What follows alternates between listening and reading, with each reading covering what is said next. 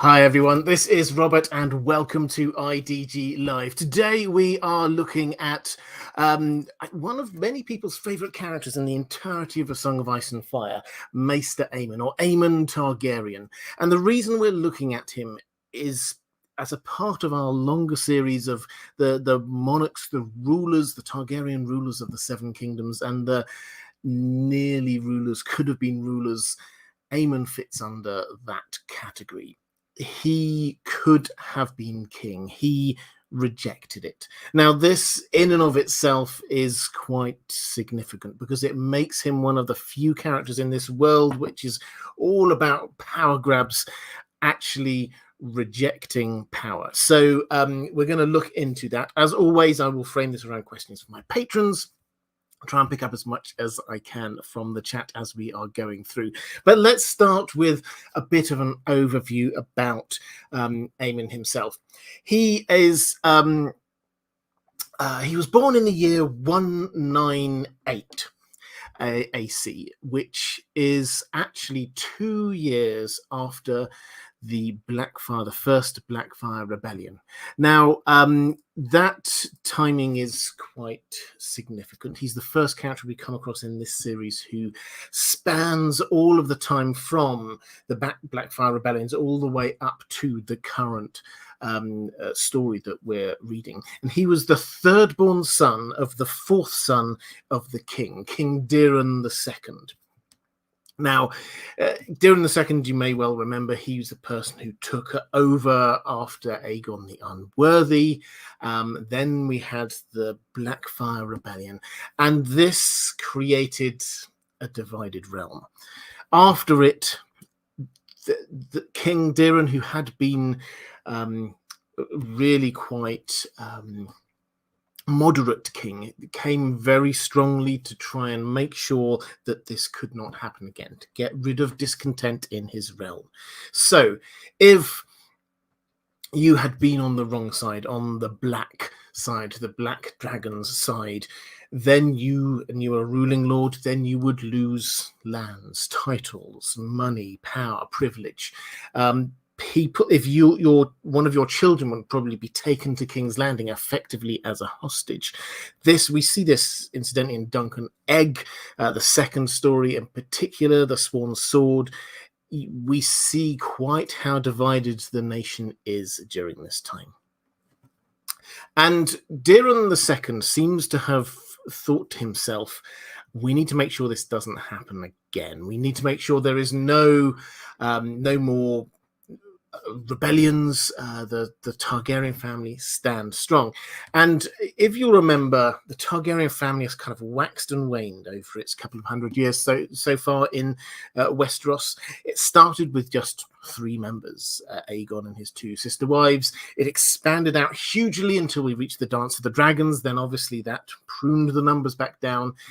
Then after that, it came quite large again, and that's where we're at now, because not only do we have the situation where we can have a fourth son of a fourth son, that's what Aegon, the future Aegon V is, but also we have all of the great bastards, and in fact all of the Aegon the Fourth's bastards, full stop, have been legitimized.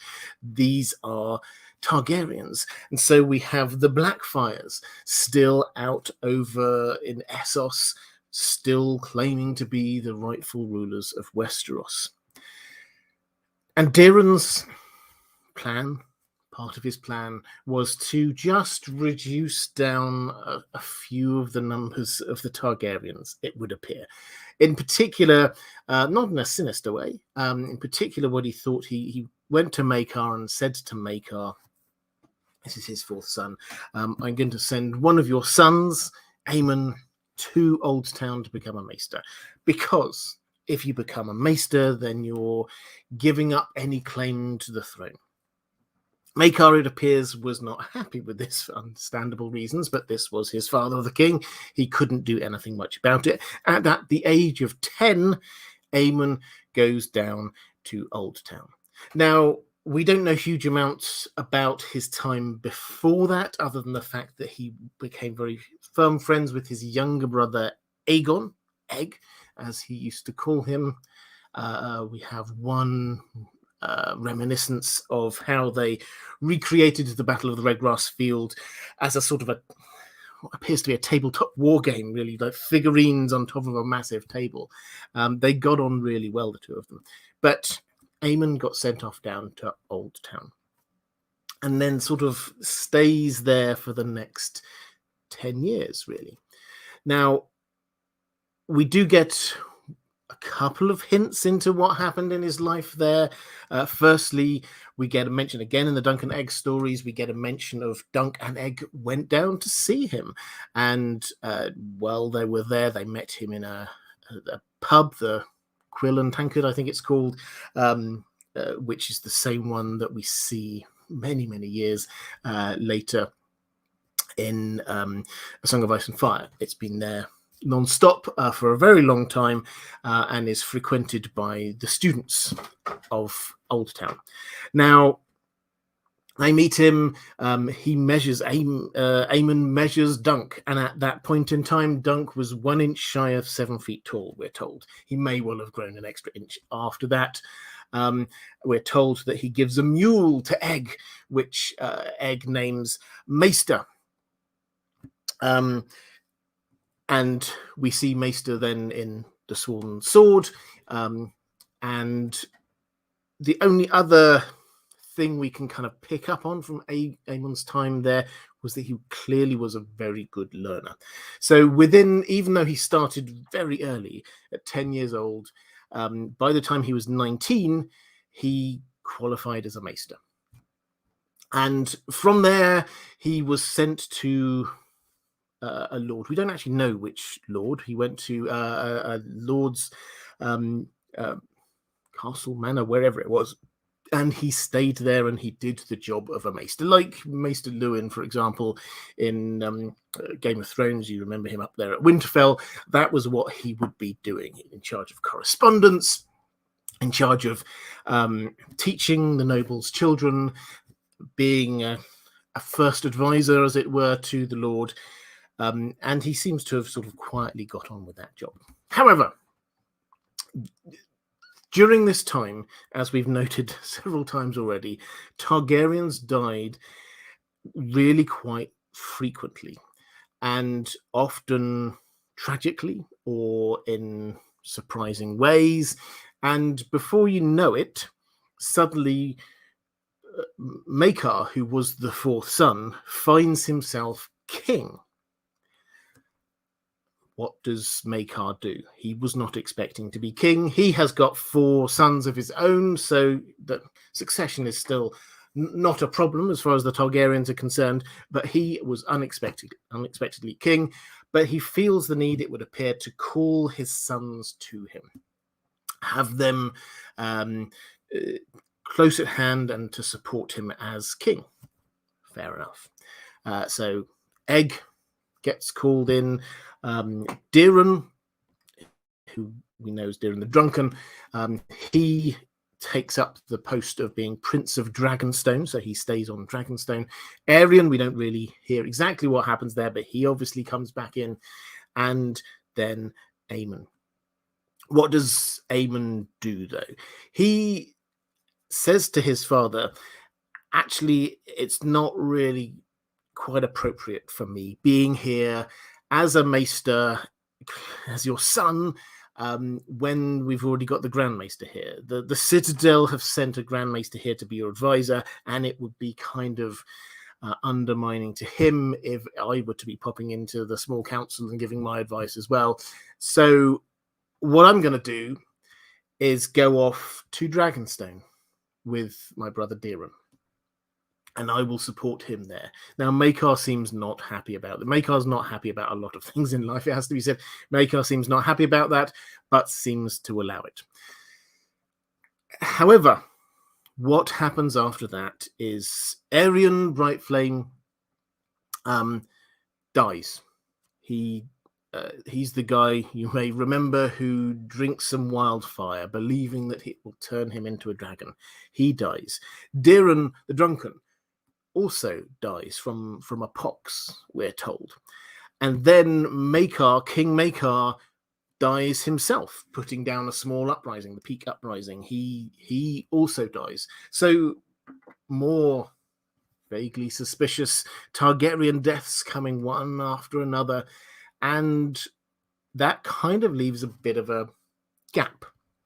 So if you follow the lines of succession, then you might well go, okay, Aerian's son, he's probably next in line. However, Aerian's son was still a baby, and Aerian clearly was not the kind of person you want to be king, and he decided to name his son Maegor after Maegor the Cruel. Everybody thought, right now we're potentially facing more Blackfire rebellions. We need a strong king, and we do not want anyone who's at all like Aerian or at all like Maegor the Cruel. So maybe not them.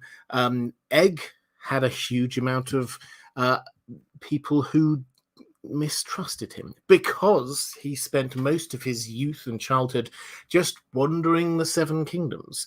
This, when we're reading the Dunk and Egg stories at the moment, this is a secret. People do not know that he is doing this. But by the time we get up to the year 133, which is when this is indeed well known. This was who he is. He's a bit like a commoner. He's not one of us. That's the kind of feel that people seem to have with Egg. So Bloodraven, who is the Hand of the King and basically running the kingdom in the absence of a monarch, he calls a great council. And what the great council do, first of all, is they just, or a delegation perhaps, just go to Aemon and say, actually, we think you'd be best to be king. We think we'd like you to renounce your vows as a maester and allow us to crown you king. And this was serious enough that they even got the High Septon to say, and I will formally forgive you for breaking your vows, so that's not a problem. It'll all be fine. Everybody will say that this is what was meant to be, and the gods bless it, and you can be king. Aemon says no. And he says that it should be Aegon, his younger brother. And Aegon indeed is the person that eventually they choose. But obviously this leaves a situation where Aegon is the king, but a substantial number of the nobles had said, actually, I want Aemon to be king. Actually, I think Aemon is the better choice to be king. And so Aemon was trying to work out what do I do about this? I mean, they know I've rejected it, but still, the moment that they start getting annoyed with Egg, he will be the person that they will be pointing at and say, well, this wouldn't be like this if Aemon was king. And so Aemon decides that what he needs to do is just take himself out of the situation, and he decides to go to the wall, to be the maester at the wall. There may well have been other issues and things going on there as well. We can definitely talk about that a little bit later. But this is the established reason why he went, was that he wanted to remove from sight and mind the idea that there was an alternative king to support Egg, who, as far as we can tell, he cared about all the way through his life. So he heads up to the wall. And this is quite a momentous trip up to the wall, because it's not just him who goes. Bloodraven, who rather in Bloodraven fashion had given the king's word for the safety of the last Blackfire pretender, or the most recent Blackfire pretender, to come over and present their case at the Great Council. And then the moment they arrived, Bloodraven killed them. Egg decided that he needed to go to the wall for that. So Bloodraven goes up.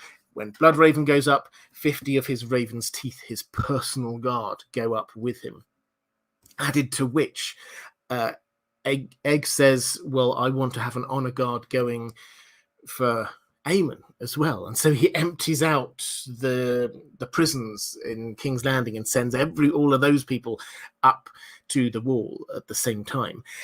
Added to that, he sends Duncan the Tall, up as a sort of an honor guard. So this is a huge shift.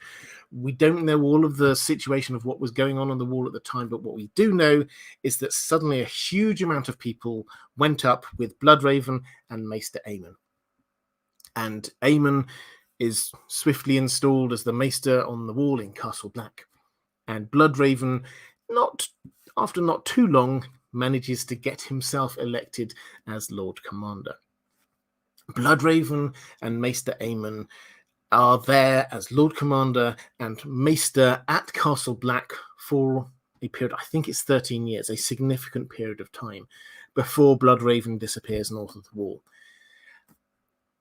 Maester Aemon then largely disappears from people's thoughts and memory, as he had, it would appear, intended.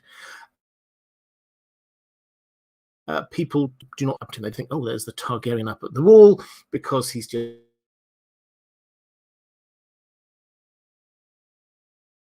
He's known as Maester Aemon. He's not known as Maester Aemon.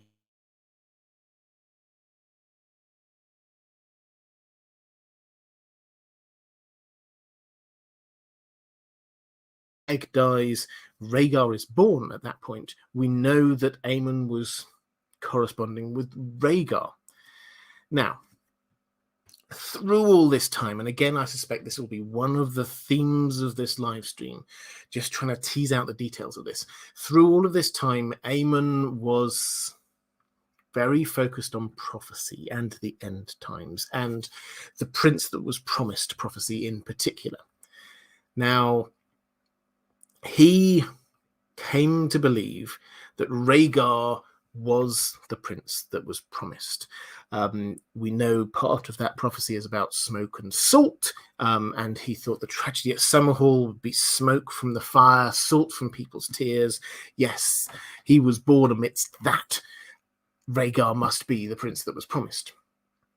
And at some point, Rhaegar read something in a scroll that made him believe that he was the prince that was promised. Perhaps he was sent something by Maester Aemon. We don't know all of the details, but clearly there is a link in there.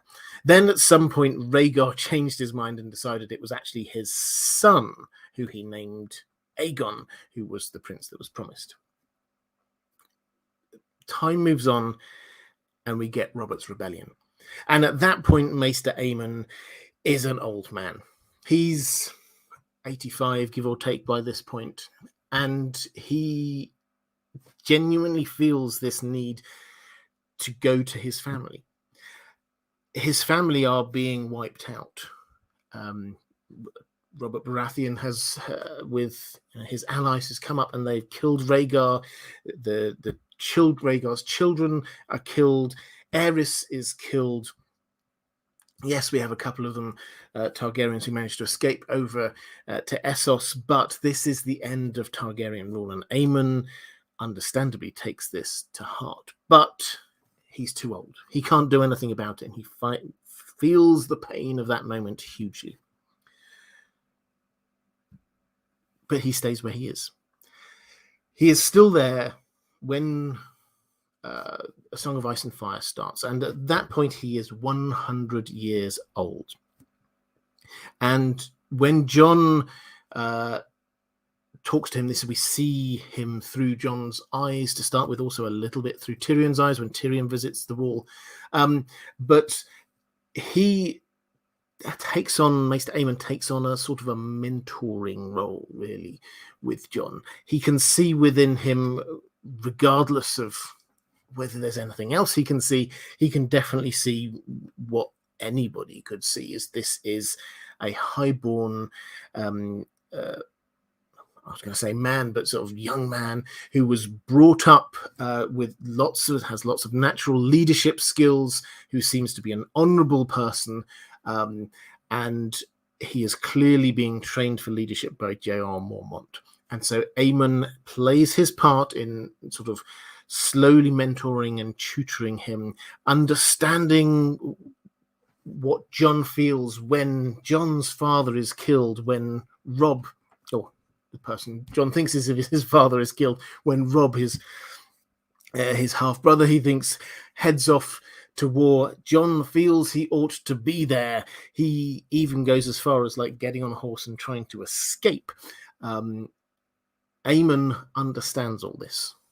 He gets it, and he says he tells him his backstory, tells him who he is, he tells him what's going on, and we get a connection between these, which is very important as the story goes on, because Jon goes north of the wall with Joel Mormont on the Great Ranging to try and find out what on earth is going on. Where are all the wildlings? What's with the White Walkers, with the others, the Whites? What can we find out? Aemon stays behind. He's too old to go north of the wall, understandably. But he is still there when, in dribs and drabs, a few people come back. Jon Snow comes back, Sam comes back, and we get this battle under the wall when the wildlings arrive, and then Stannis appears with all of his forces, and the dynamic changes hugely at Castle Black. Melisandre is there, who is as learned about the prophecies as Maester Aemon is, and she believes Azor Ahai reborn is Stannis. And so Aemon at this point is starting to really engage. He sees this is what I've been reading about starting to come true before my eyes. But he realizes that Stannis is not Azor Ahai reborn. The big clue for him is Stannis has got the sword as Lightbringer, fiery, flaming sword, and Aemon asks to examine it. He gets handed it. He can't see it, but he can feel it. Hands it back. Afterwards, he says to Sam, "Did you feel any heat?" And Sam goes, "Well, no, there wasn't. It looks like fire, obviously, but..." And Aemon says, "No, this is just a sham. This is a pretense." And Melisandre must know this. She's just misinterpreted all of the prophecy. She thinks it's Stannis, and now she's doing things to try and back that up. He does go through, and he tries to work through all the details. So Stannis is, they have got Stannis's grandmother was a Targaryen. Aegon's daughter, Rael, was married into the Baratheons. So yes, there is some Targaryen blood in there, which clearly goes to show that Maester Aemon thought that the prince that was promised had to be a Targaryen. But then we get the Jon realizing quite how serious the situation is, and quite how serious Melisandre is about the things that she wants to do. And she keeps on saying disturbing things like there is power in a king's blood. And he knows this means that she would like to sacrifice someone with king's blood. So Jon has a cunning plan to get rid of Mance Raider's baby son through a baby swap, and also Aemon, who he realizes also has king's blood in a way, because he could have been king. He was the son of a king. He was the brother of a king. He was uncle to a king. He had king's blood. And so Jon says, okay, and Aemon is well up for this as well. Says, Aemon, head off down to Old Town. We need to tell them what's going on up here, because Aemon has been sending out letters all across the piece to all of the lords. He sent 2 to each of the main northern lords. Nobody's replying. He's saying that the dead are walking. This is apocalyptic times, but the rest of the 7 kingdoms is burning.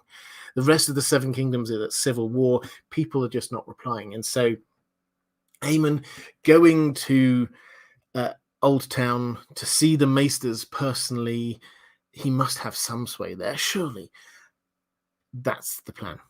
He goes with Sam on a boat. They head over, first of all, to Braavos.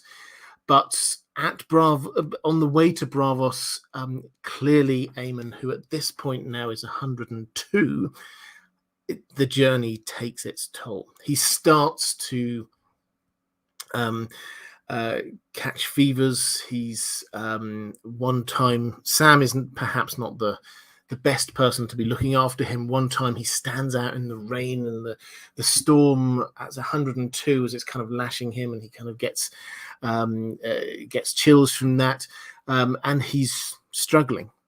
And they get to Braavos. They get betrayed by the other Night's Watchmen who went there, Darien, who went with them, and Sam has to sell everything he has, almost everything.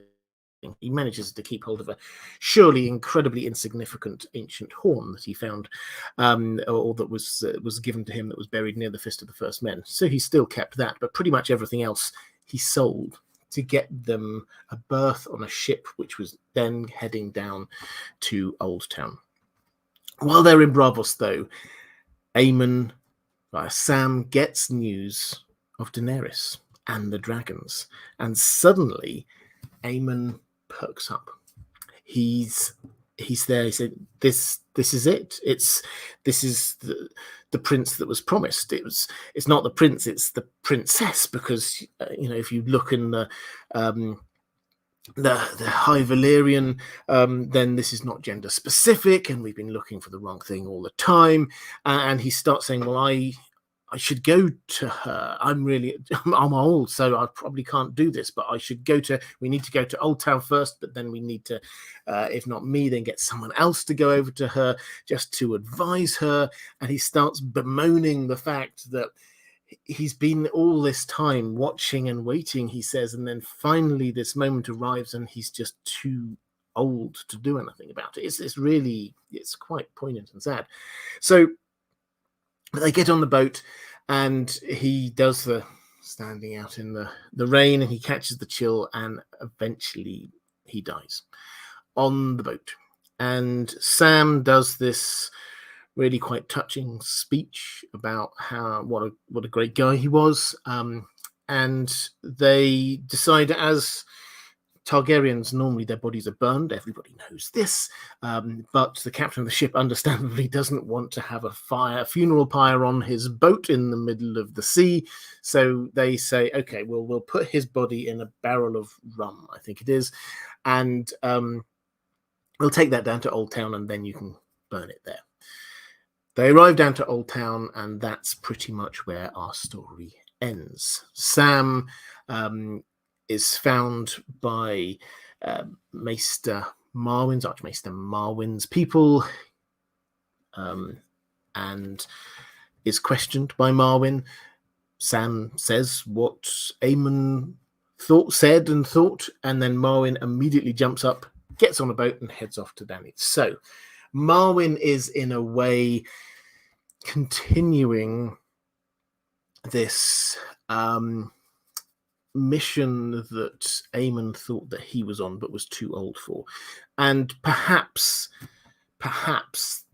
if he hadn't got caught up with Marwyn's people and he had gone straight and talked to the Maesters as a whole, then no one would have gone, or they would have sent someone who was a lot less sympathetic to magic and dragons and all those kinds of things. So that's Aemon. He lived 102 years. He lived a life that spanned all the way from just after the first Blackfire Rebellion, all the way up to the story of A Song of Ice and Fire. He is incredibly significant, though never being the center of the story. He offers wise counsel. He's one of those characters who you can tell George R. R. Martin really enjoys writing what he says. He comes out with so many cool, wise sayings. And I think that the impact of what he was doing will still be felt over the last two books in the series. He has gone down to Old Town, pardon me, and Marwyn is continuing his mission after him. And Sam is understanding a bit more about what's really going on because of the books that Aemon brought with them. He left John a copy of the Jade Compendium, and he put a little bookmark in it. This is the pretty much the last thing he did. He said, "I've left your book, read it." And especially the bit I just marked up a little bit for you. And John reads it, and it's about Azor Ahai, the legend of Azor Ahai. And there's the bit about the flaming sword, and it is actually fiery and it is hot. And that tells John that Stannis is not Azor Ahai reborn. That will surely have repercussions going forward as well. So he's an incredibly influential person. We don't know, and we probably won't know, perhaps until later Dunk and Egg books, perhaps until Fire and Blood Part 2, perhaps until the last two books in A Song of Ice and Fire. We don't know all of the depth of his influence, who he wrote to. We know that he wrote to the Maesters in the Citadel lots, and they largely ignored him. We know he wrote to Rhaegar, before Rhaegar went off and did all of the crazy stuff that he did. We know that he talked to Bloodraven and was very close with him for a long time. We know that he was incredibly close with Egg. He clearly will have influenced a lot of these different strands of the story. We just do not yet know exactly how much.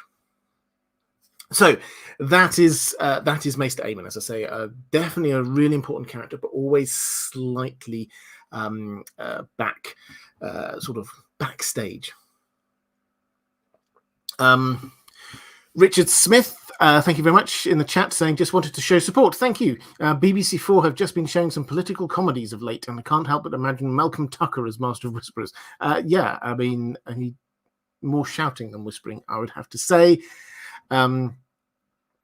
The Great Other says Aemon trained as a maester, but is there any evidence he understands magic with him working with Bloodraven, or is that because of his Blackwood blood? No, so we don't get, with Maester Aemon, we don't get him doing magic. George R. Martin is always a bit vague about how magic works, but he clearly gets dragon dreams, and he clearly is very invested in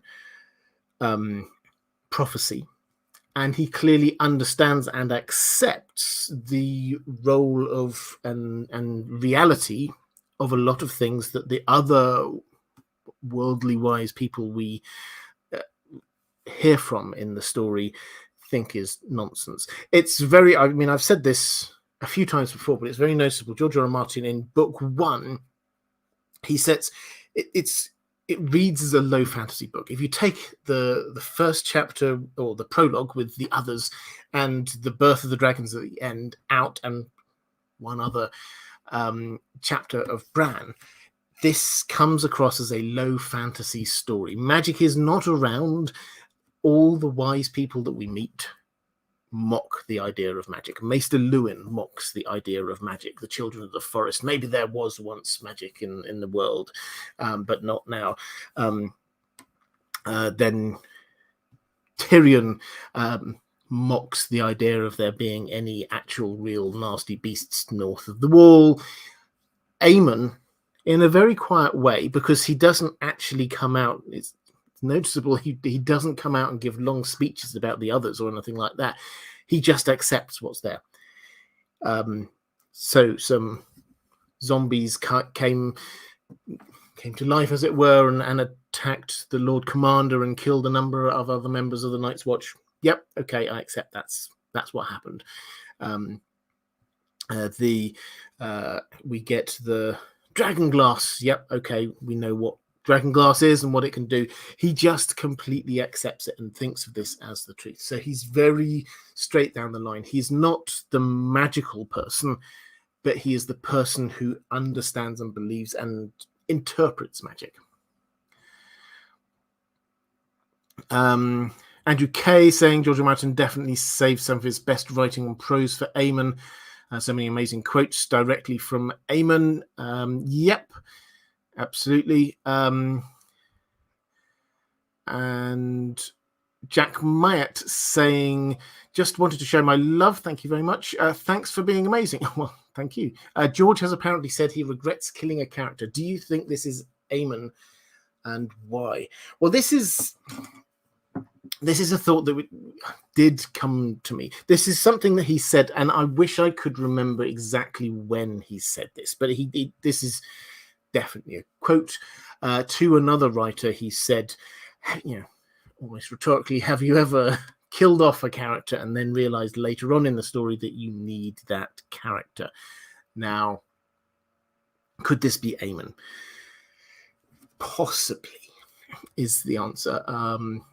The fact is, I struggle to think of characters who've been killed who, as far as we understand the story so far, are so central that they're needed. So Rob, for example, or Ned, their deaths pushed the story along.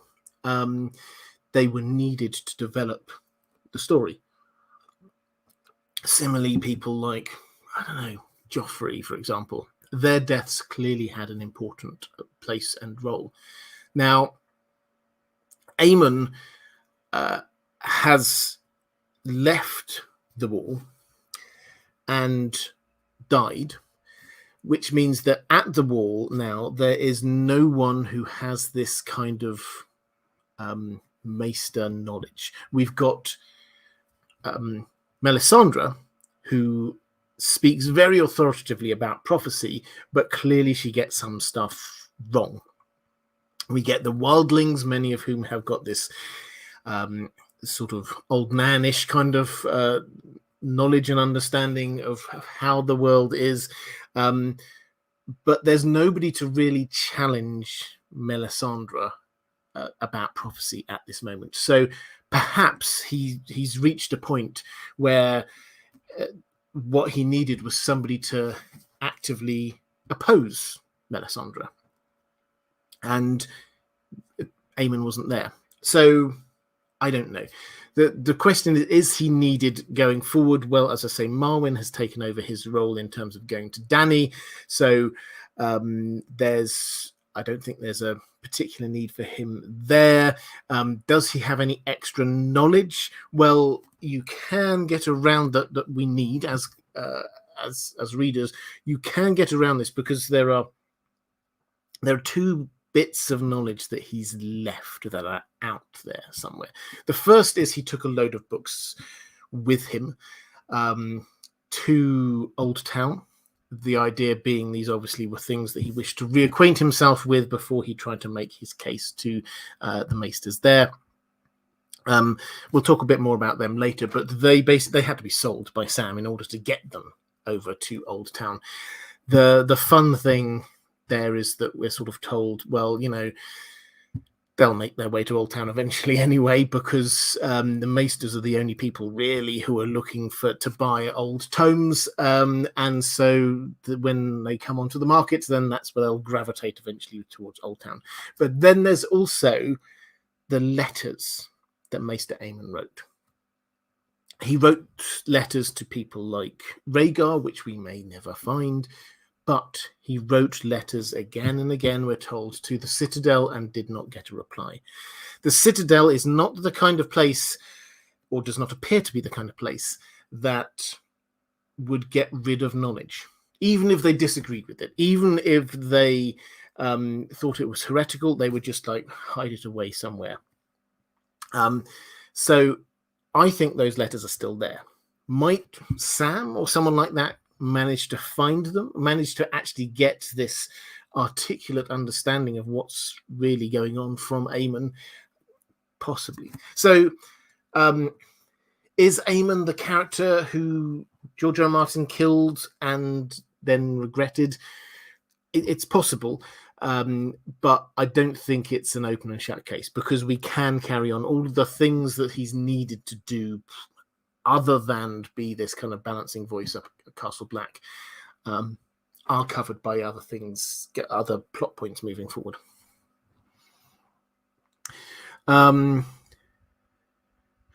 Let's go to Diego Godoy. Hi there, Diego. Saying, Hola, Robert. Hola. What a fantastic character Aemon is. For me, the most emotional line in all of A Song of Ice and Fire is when he says on his deathbed, Egg, I dreamed that I was old. do you think we'll get to see some of Aemon in the Dunk and Egg stories? Is there any chance that could happen in the next one to be released? Thanks. So we will almost certainly see him in the Dunk and Egg stories, assuming we get to see all of the Dunk and Egg stories. George R. R. Martin has said the Dunk and Egg stories will go all the way up to Egg's death at the tragedy at Summerhall, which means that at the very least, we will need to cover the Great Council. Surely there will be a story about the Great Council, and we will see Aemon refusing, or hear of Aemon refusing the kingship and Egg becoming king. So we will see him again. Incidentally, just as one of the things I came across when I was sort of researching this before this live stream, Aemon does mention that Egg, even as an adult, retained a sort of a childlike quality to him, which I think is really, it seems like quite a throwaway remark, but I think it probably goes a long way to explain what the feel of the Dunk and Egg stories are going to be like going forward. Because the three stories we have, Dunk is an awkward, not incredibly bright teenager, and Egg is this wide-eyed child. But what happens when he's in his 30s and Dunk's in his early 40s? Is that going to change the feel of the stories? And to a degree, obviously, it has to. But if Egg keeps this kind of almost childlike quality to him all the way through, and Dunk stays, as I suspect he will, quite similar through life, then actually the tone of those stories won't change hugely. That's a digression. Will we see Aemon in the next story? Probably not, is the short answer. What we know is George R. R. Martin, he's given us an update on this relatively recently, when the Dunk and Egg TV show was announced. Obviously, no progress has happened on that because of the writer's strike. But when it was announced, he said, using very similar language, it has to be said rather unfortunately, to how he was talking about A Song of Ice and Fire when Game of Thrones was on, is that he really wanted to stay ahead of the story being on TV, which meant writing more Dunk and Egg stories. I think this is an easier ask than writing massive tomes like A Song of Ice and Fire. But where we're at is we've got 3 obviously already.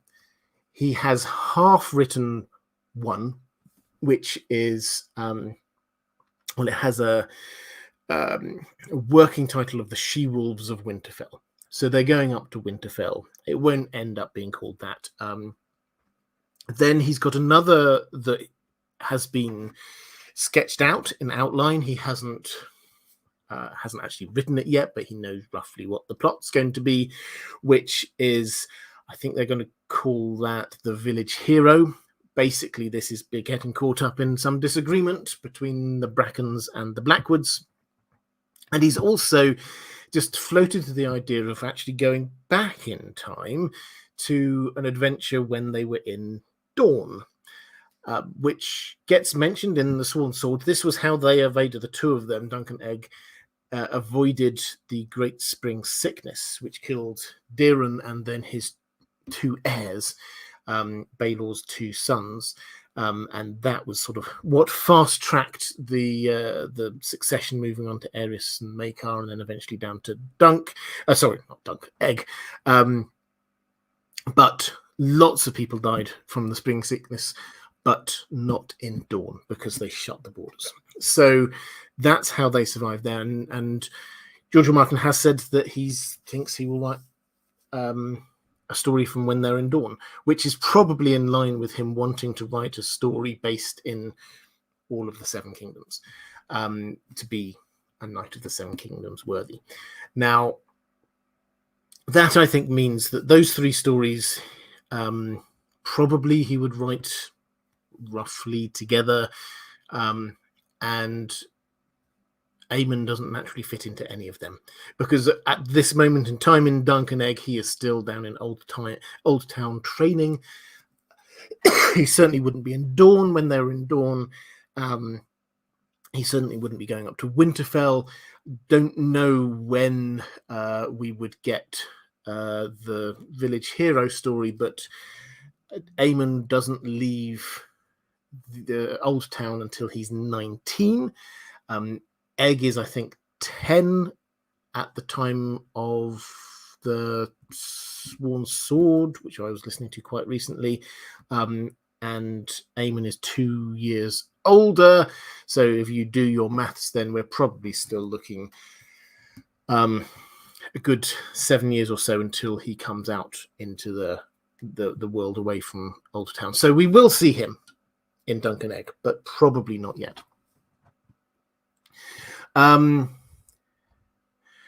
Let's go to a question from Lady Pushkins saying, so good to be able to join you for a live stream again. Hope you are well. I am, thank you, and I hope you are too.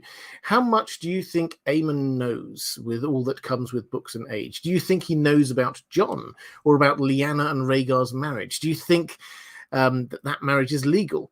And surely he knew about Dragonglass after what was found at the Fist of the First Men. So yes, what does he know about any of this? Well, he knows a lot, but not, I suspect, everything. So he definitely knows about Dragonglass. This is something that even Sam has read about. So if Sam has, then very much Aemon knows about what's up with Dragonglass, and Stannis has ordered the Dragonglass mines to be reopened effectively, and Dragonstone. So that's all. Yes, he knows about that and how important they are. And Sam has come back and told him about how he managed to kill one of the others with some Dragonglass. So that will have confirmed what he'd read before about Rhaegar and Lyanna. Now, Aemon was corresponding with Rhaegar, and you get the impression that probably what Aemon was saying to Rhaegar was, pointing him in the right direction. But Aemon thought that Rhaegar himself was the prince that was promised. So they seem to have had an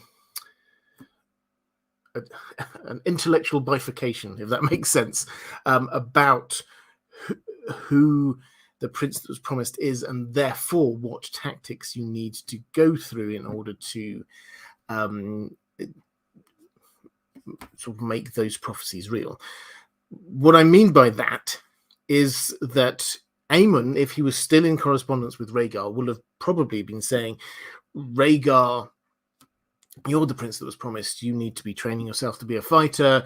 You need to do whatever, hatch some dragon eggs or something. Who knows what he was advising him to do. But Rhaegar then seems independent of Aemon to have come to the conclusion that his son was the prince that was promised.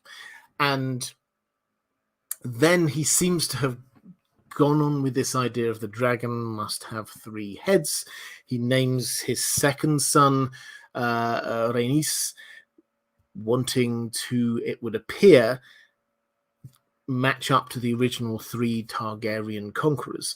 So probably him going off to, or matching up with Lyanna in whatever way that was on his own, that was on the basis of his own interpretation of who the prince was promised. Because if he was the prince that was promised, as Aemon thought, then didn't really matter who his 3 children were, but it was him who was the focus of the prophecy. So my instinct is that probably Aemon and Rhaegar's correspondence slightly drifted off, and possibly, I haven't got time to go into this entire digression, but possibly he started getting more of his prophetic knowledge and understanding from the Woods Witch, who we later know as the Ghost of High Heart, at the ruins of Summerhall. That's where Rhaegar kept on going back to Summerhall. And there's a fantastic theory out there. I didn't come up with it, but I think it's amazing, which is that she was there, as we read, drinking her fill of grief at Summerhall and telling these prophecies to Rhaegar, and Rhaegar turned them into songs, because he always returned with a song from Summerhall, and he regularly went to Summerhall. So my feeling is that the correspondence with Aemon probably slowed down. That could all change. We might read some more that tells us different, but at the moment, that's what the hints are. Maura Lee, hi there. Maura, great to see you, saying, just a show of love and support. Thank you for all you do, the stories and the fabulous content. You are very welcome, and I hugely appreciate your support, Maura. Let's go to a question from Johnny Targs, saying, hello, missed you last week. Hope you had a nice vacation. I did. Thank you very much. And I should probably say I'm suffering slightly from jet lag today. I came back quite late last night, so this could go one of two ways. But if I'm slightly less coherent than usual, that is why. My question is, do you think that Maekar, that's Aemon's father, was for or against Aemon joining the Citadel and eventually joining the Night's Watch? Do you think at any point he tried to talk him out of it or voiced his frustrations with him about it if he was in fact against it? Yes. I don't have the exact quote in front of me, but this was Deeran's idea for him to go down to Oldtown, and Maekar was opposed to it, but there's nothing he could do. The king said so, so he had to let it happen. Then, the moment Maekar became king, he then summoned Aemon back and said, right, come on, you're coming back here. You're part of my team. You're going to be in King's Landing. So it's almost as if he sort of said, right, now I'm in charge. He's not going off doing the Maester thing. He's staying here. He can advise me here. Then when Aemon arrived, he basically said, no, I'm not going to be here. I'm going to go over to Dragonstone, which again goes against what Maekar wanted. So Maekar seems to have been, and we've seen him in Dunk and Egg, he's quite a gruff character, but very pragmatic. And I think he realized that there's nothing he could do in either situation. So he had to let it happen. He didn't like it, but he had to let it happen. And maybe he sulked a little bit. There's something that those people who don't like Maekar in the Dunk and Egg stories talk about him sulking. So maybe that is something that he did do.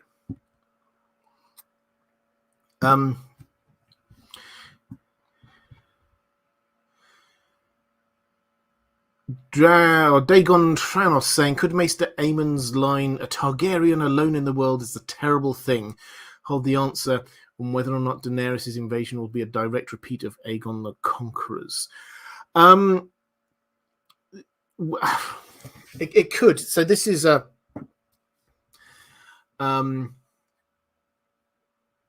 this fits in with what Aemon thinks that he needs to do, which is be there to support and advise her. I think he sees that Targaryens who just go out and do their own thing seem to be they can be problematic. I think he's probably thinking of someone like Ariel here. But it's noticeable through Aemon's life is that although he very successfully manages to distance himself from House Targaryen to the extent that Robert Baratheon, who wanted to kill every Targaryen possible, seemed to just completely forget that there was a Targaryen at the wall. That's how far sort of deep into the undergrowth he managed to get himself. But he never really seems to have abandoned the Targaryens. He keeps contact with Egg. We saw when Egg went to see him in Oldtown. He was when he got summoned into King's Landing, he then went to be with Deeran, his brother. So he was there supporting a Targaryen. When he decided that he wanted to go up to the wall, then he did that in order to support, first of all, to support Egg, his brother, but then he kept on being in contact. He was corresponding with Rhaegar. Even when we get to the end of his life, he may well not have known, in fact, almost certainly in my mind, didn't know who Jon was, but he was still there supporting Jon. So that's what his role was, is to support Targaryens. He thinks that Dany on her own, there is a chance, obviously. You look back through the history of Targaryens, the rulers that we've been talking about, some of them weren't good people. Let's put that lightly. And I think that he seems very aware of this. If you get a Targaryen with a grudge and 3 dragons, that could be nasty. So he thinks that she needs advice. Does this mean... or is this an answer on whether or not Daenerys' invasion will be a direct repeal of Aegon the Conqueror's? The interesting thing about the books is that we've got this other character, Aegon, who is also invading. So Dany's invasion is going to be later, different. She's going to have dragons, but her invasion is by way of feel. It's quite hard to sort of underestimate this, and until we see it in the books, this will feel like a foreign invasion of Westeros. She thinks that she's reclaiming her own when she comes across. However it happens, in terms of perceptions from the people of Westeros, they will see someone who has never set foot on continental Westeros, who has dragons who they have never seen. Nobody living has seen dragons in Westeros. She has the Dothraki, who are clearly foreigners who have never been to Westeros before. She has got Unsullied, who are clearly foreigners who have never been to Westeros before. She will have sellsword companies with her. The one sellsword company which does have Westerosi heritage is backing Fagon. She will come across to the people of Westeros as, yes, a Targaryen, but a foreign invasion. Is this going to be a repeat of Aegon's invasion? I don't think it will feel that way. There will be echoes because she's a Targaryen. There's 3 dragons, assuming she still has 3 dragons at that point. And she will probably stop off at Dragonstone en route, but this is going to feel very different. Michelle Ramo, just picking up for the Brothers Ardor. Thank you very much. I love it when people do this. Very kind. Do you think Aemon knew of the anti-magic side of the Maesters and feared them, and this is why he went north? Interesting question. So, the anti-magic side of the Maesters, we hear from people like Archmaester Marwyn, also people like Qyburn. Now, the Maesters don't like magic. They really don't like magic, to the extent that they want to build a world, and this is the bit that is reasonably clear and not conspiracy theory. They want to build a world of logic and education and understanding, this kind of rationalistic world.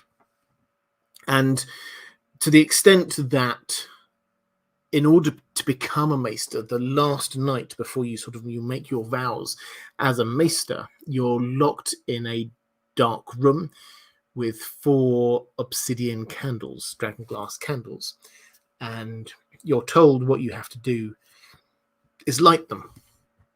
It was very well known in the days of magic. Then these glass candles, you could light them and you could use them for seeing across far distances and communicating and things like that. And this is the last test for the Maester. You have to light these candles, and the idea is that you can't, because magic no longer exists in the world. You try to light these candles, and you can't. And that's your last, most important lesson before you officially become a Maester. Magic doesn't exist. It may once have existed, but it does not now exist.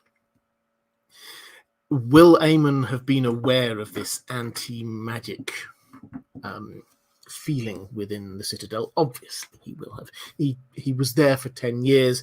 He was a Targaryen, so he will have felt the distrust there. Did he go to the wall to flee them? I don't get the impression that that's the case. There may be an extra layer to this that we don't know about yet, but as he never at any point talks about fearing the Maesters. In fact, he at the wall sent them missive after missive telling them about all of these supernatural things, and they just ignored him. That's not the actions of somebody who's afraid of the Maesters and what they would do if they realized that he was really pro-magic. You would have kept it to yourself and you'd have found other people to try and convince. But no, he was trying to convince us. So I don't think so is the short answer. Andrew K saying, this is talking about Dany, the invasion, and Aegon saying that will be the irony. The pretender will have the approach and all the symbols of proper legitimacy, yet arguably the true heir / Dany will not come across remotely as well. Yeah, absolutely. I would agree with that. Right, let's go to a question from, where are we at? Michelle Reimer, actually. I got your question from over on Patreon, saying when Maester Aemon was talking to Jon about the things you give up for the Night's Watch, he says, "What is honor compared to a woman's love? What is duty against the feel of a newborn son in your arms, or the memory of a brother's smile? Wind and words, wind and words. We are only human, and the gods have fashioned us for love. That is our great glory and our great tragedy." Now, we know the brother he's referring to is Egg. Do we have a theory on who the woman could be? There are theories that Aemon may have fathered bastard children. What are your thoughts? Yes. So this is a theory I love, and it makes a lot of sense. So at one point, when Aemon is talking to Jon, he says, "I was tested 3 times.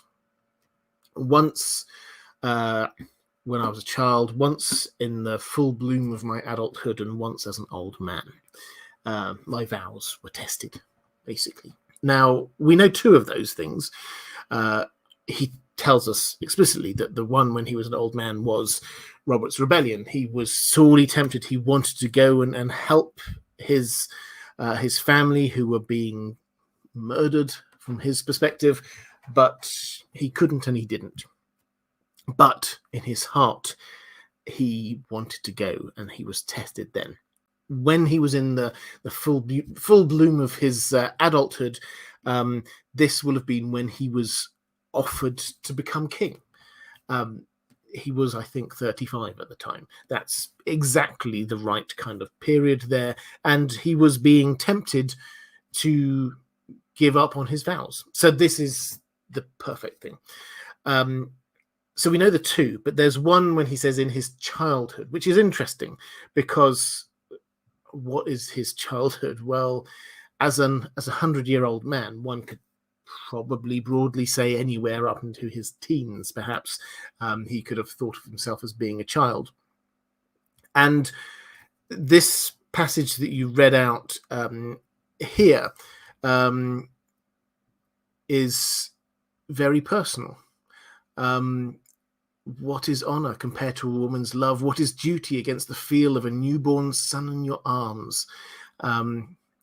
We are only human, and the gods have fashioned us for love. These are really personal words. So the clear implication, I think, is he was tested perhaps as a teenager before he left the Citadel. Maybe he did fall in love. Maybe he had a child. Maybe he had the opportunity to give up on being a maester, but he decided not to. That works really well for me. Perhaps there's even a tragic story. Maybe they lost the child. Maybe that's why he decided to stay. It's is something we have no direct evidence for, but it's the most straightforward answer to this.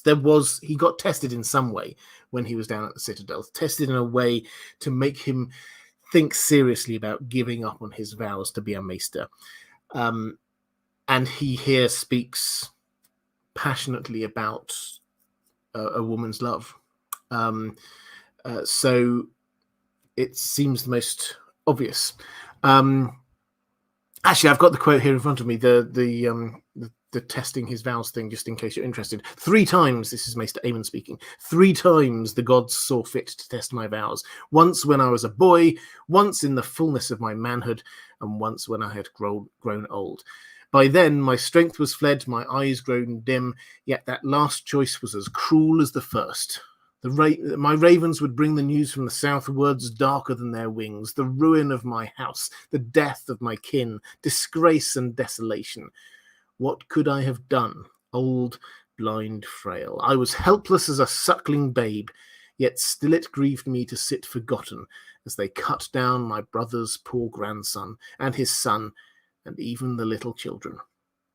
So he felt it. And it's almost here when he's saying, it grieved me to sit forgotten, as if he would have welcomed it if Robert Baratheon had remembered him, but he didn't. And it's also interesting, another just really subtle way of George R.R. Martin showing us quite how strong that relationship was between Aemon and Aegon is the way that he talks. The last bit he says, they cut down my brother's poor grandson and his son and even the little children. So he's thinking about these things in relation to Egg. That's what he's thinking of. It's not just, my family. He's thinking about these things in relation to Egg. Right, let's go to, or in fact, as I always try and do, let's pause for just one moment and say, patrons, thank you. I always say it, but I always mean it. Thank you so much for your support. It means a huge amount to me. And also thank you to my moderators. You do a fantastic job. If you are here in the chat, I saw a couple of people saying that they were either first time here watching live or perhaps returning to it for the first time for a while. It's great to see you. But the reason why you're having such a wonderful time in the chat is because the moderators do such a fantastic job. So if you could show them a little bit of love, I would hugely appreciate that. But let's go to a question from Taxter saying, hello, Robert. I'm putting on my newly received Blood Raven shirt to commemorate the stream. Yes, that went out to all of my $10 plus patrons. It's still available now if you are interested. Somewhere down there will be a link to the merch shop. That's the where to, and it's brilliant, and I can say that not because it's not me. I didn't design it. It looks fantastic. Sam Rixian, who's an amazing artist within the community, came up with the design. All props and kudos go to her. But it's there down there if you want to have a look. Taxter's question. What are Aemon's What are Aemon's views on magic? Being brought up as a maester, he must have been somewhat indoctrinated to not believe magic is real. But towards the end of his life, he strongly believes in Azor Ahai and all the magic surrounding him. Maybe he always had an interest in magic and prophecy, a la Marwyn. Well, yes. I think he always had an interest. Now, we don't get him sort of reminiscing on all the good old days when I was reading prophecy as a 12-year-old. We don't get any of that, but we do get hints where he's talking about dragon dreams. And he says, yes, I have dragon dreams, talking to Sam. And he says, all 3 of my brothers had dragon dreams and it killed all of them. Which, if you want to quickly go through this, because I said, I think a couple of videos ago, a couple of live streams ago, this is the height of prophecy and magic within the Targaryens at this time. This is the time of Bloodraven. This is the time of Shearer Seastar. And here we're told that all 4 sons of the king had dragon dreams, and it killed the 3 of them, not Aemon. It killed Ariel. He drank wildfire, thinking that he would turn into a dragon. The clear implication of this is that he had a dragon dream, and the dragon dream was what prompted him to drink the wildfire. It wasn't just that he went crazy and thought, "Oh, this is a fun thing, I reckon." There was a reason for it, and the reason for it was because of dragon dreams. We know about Deeren the Drunken. He had dragon dreams. We saw him in the Hedge Knight with lots of dragon dreams, and he comes across as an incredibly tragic character because he seems to get them so much. The only way he can cope to drown out the dreams is to drink, and so that's what he did. He would drink until he would just pass out, and so he would not have the dragon dreams. And his death, we're told, from a pox caught from a sex worker or something like that, but it's like perhaps it was just he drank himself to death in some way, driven there by dragon dreams. However it was, it's tragic and linked to dragon dreams. And Aegon V, he died trying to hatch dragon eggs, which by implication is because he had dragon dreams. So yeah, this is definitely something which all of that generation of Targaryens had, these dragon dreams, and Aemon will have always had it. Now, you get the impression that the further into life he went, the more focused on this he became. When he was younger, I mean, Egg has a sort of a throwaway remark that that Aemon had read about. Dragons will hatch because, my brother read about it in a prophecy kind of thing. So he clearly was interested from an early age. But the impression you get is that the older he gets, and particularly at the end of his life, the more and more focused in on this that he becomes. Username redacted, saying or asking, what is George's metaphor or point about power and human nature in Aemon's context? I take each character to be metaphorical for certain aspects of humanity. Oh, I mean, that's an interesting way to read the text. I mean, my general view is that he, and this is what he says rather than just my general view, he doesn't try to write allegorical characters. He wants, in the same way that Tolkien was very clear about his stories were not allegories. He wanted them to have applicability. So George R. R. Martin is not writing the others as an allegory for climate change, as some people have said. He says that is an absolutely fair reading of this story, but that's not my intention. I did not set out to write a story about climate change and just put it in a fantasy world. In the same way that characters, therefore, are not the way that he writes them. He doesn't write them to sort of show a specific thing. He tries to create characters. All that said, I'm a big believer in when we have a work of art or a work of fiction, then it is for the reader to read into it and to get the applicability for themselves. So absolutely, when you're talking about metaphors and points in the power, about how power and human nature in Aemon's context, so an aspect of humanity, I don't know if this is exactly the way that you sort of conceptualize these things, but what George R. R. Martin has created is a character who is unseen and cannot see, and yet seems to have a huge understanding about what's going on, which is a really interesting kind of take, because he cannot see is he's blind now, so he cannot see things anymore. But the fact that he is not seen, he is forgotten. he's forgotten about at the wall. Even Robert Baratheon, who's obsessed with Targaryens and will know that he got sent up to the wall, just ignored him. And the people at the wall, they give him great reverence and they listen to his wise advice. But when he then sends letters out to the world, they get ignored. So that's the character he's created.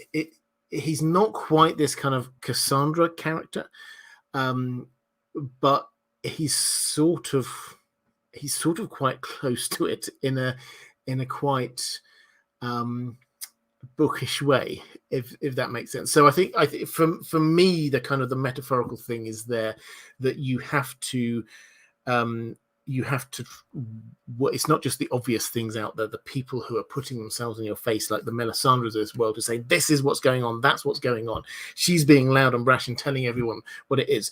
Actually, you should be listening to this person in the corner, who you might not initially see. So, and that, just riffing off of this, the way the character is written, he doesn't push himself into conversations. There's a great scene, I think we'll come on to it in a question later, but when Tyrion is at the wall and he's there talking to basically all of the high command of the Night's Watch, and he's having this conversation with Jeor Mormont, and then Alistair Thorne is being really quite obnoxious and trading insults with Tyrion. And then suddenly, sort of out of nowhere, Aemon just sort of says something, commenting on Tyrion being a giant come among us. And that's it. And it's like, oh, he was there as well, was he? Because we weren't told. From Tyrion's perspective, because this is all from his POV, he doesn't mention that Aemon's there at all. He doesn't talk about it. And it's just like, we hear him say something, and then it's like Tyrion's focus shifts, and then we get this physical description of Aemon. It's like, oh, okay, so he's here, and this is what he looks like, and this is what he's, and it's almost as if he were invisible for the first few pages of what was going on, and then suddenly Tyrion, very observant, notices. So it's that's where he kind of fits as a character. Martin S saying, greetings from Belfast. Hi there. My first time watching a live stream while abroad. Aemon's life was very well protected due to him being at the wall. Maybe it is due to tradition, but the Red Wedding shows that tradition can be ignored. Yeah. So it's not, I don't think it was tradition, personally, that was protecting Maester Aemon. I think it was simply that people didn't think about the wall anymore. The Robert Baratheon just didn't. It's not that he sort of went, right, here's my list of Targaryens, killed that one, those ones have escaped. What am I going to do about Aemon? Oh, he's sworn vows to the Night's Watch and the Maesters. I'll let him be. He just seems to forget him. And it's reached the point where, again, this is really a show don't tell thing, but the wall or the Night's Watch have to go and beg for people from King's Landing because they've been forgotten. King's Landing used to send people up. In fact, even when Aemon went up, we read about it that, it wasn't just him, it was Bloodraven, it was the Raven's Teeth, it was a whole load of other prisoners. All of these people got sent up. And other than in the north and a few First Men families, people didn't just naturally go to the wall. So they were having to send basically people coming to the south begging for more members of the Night's Watch because, hey, you've forgotten all about us.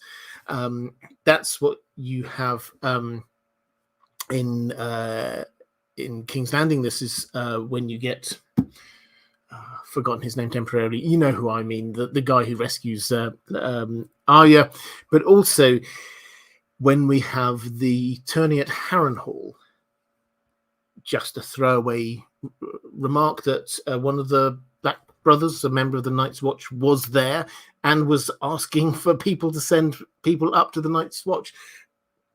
If they hadn't gone there, they would have forgotten about the wall. The wall, it's beyond our care and understanding. Let's go. Rico de Vries saying good avond. Probably mispronounced that. Good avond. That's what I'll go with. And saying back to you, assume that means good evening. What do you like the most about Maester Aemon, and what do you dislike about him? Love your streams. Greets from the Netherlands. Yes. So I will good avond. I will say that's good evening. And hi to the Netherlands. So what do I like most, and what do I dislike about him? Well, what do I like about? I love the way he's written, the wise words that come out, and it's almost as if George R. R. Martin, he wants somebody to be saying wise words, and then he can put them into Maester Aemon's mouth. So that's the thing, that he could say things in a very boring way, but he has this kind of rhetorical flair to what he says, as well as just saying the thing that he means. When he starts, just to flick up to that bit that we were talking about a moment ago, when he's trying to talk about the struggles of being of keeping your vow, and he could just say it's really hard keeping your vow, isn't it? It's tough work. Da, da, da. He doesn't. He comes out with phrases like, what is honor compared to a woman's love? What is duty against the feel of a newborn son in your arms? Wind and words. This is somebody who loves language, and I think it allows George R. R. Martin to show his own love for language through that. So that's the thing that I love the most about him. What do I dislike about him? So that's a tough one, actually, because I mean, he's one of my favorite characters, I have to say. What I dislike about him, I will probably say, and you can forgive this, so this is nitpicking, because towards the he does moan a bit. About, oh, if only I'd known this, if only I'd been a bit if only I were a bit younger, if only I hadn't been tempted, if only that, and it feels like he talks about watching and waiting at the wall, and it feels like he's just got this, not a life of regret, but it's like he's just really sad that when this time has come, it's not his time. So yeah, I mean, he's 102 years old. We can probably forgive him this, but yeah, he does moan a bit about these kinds of things. The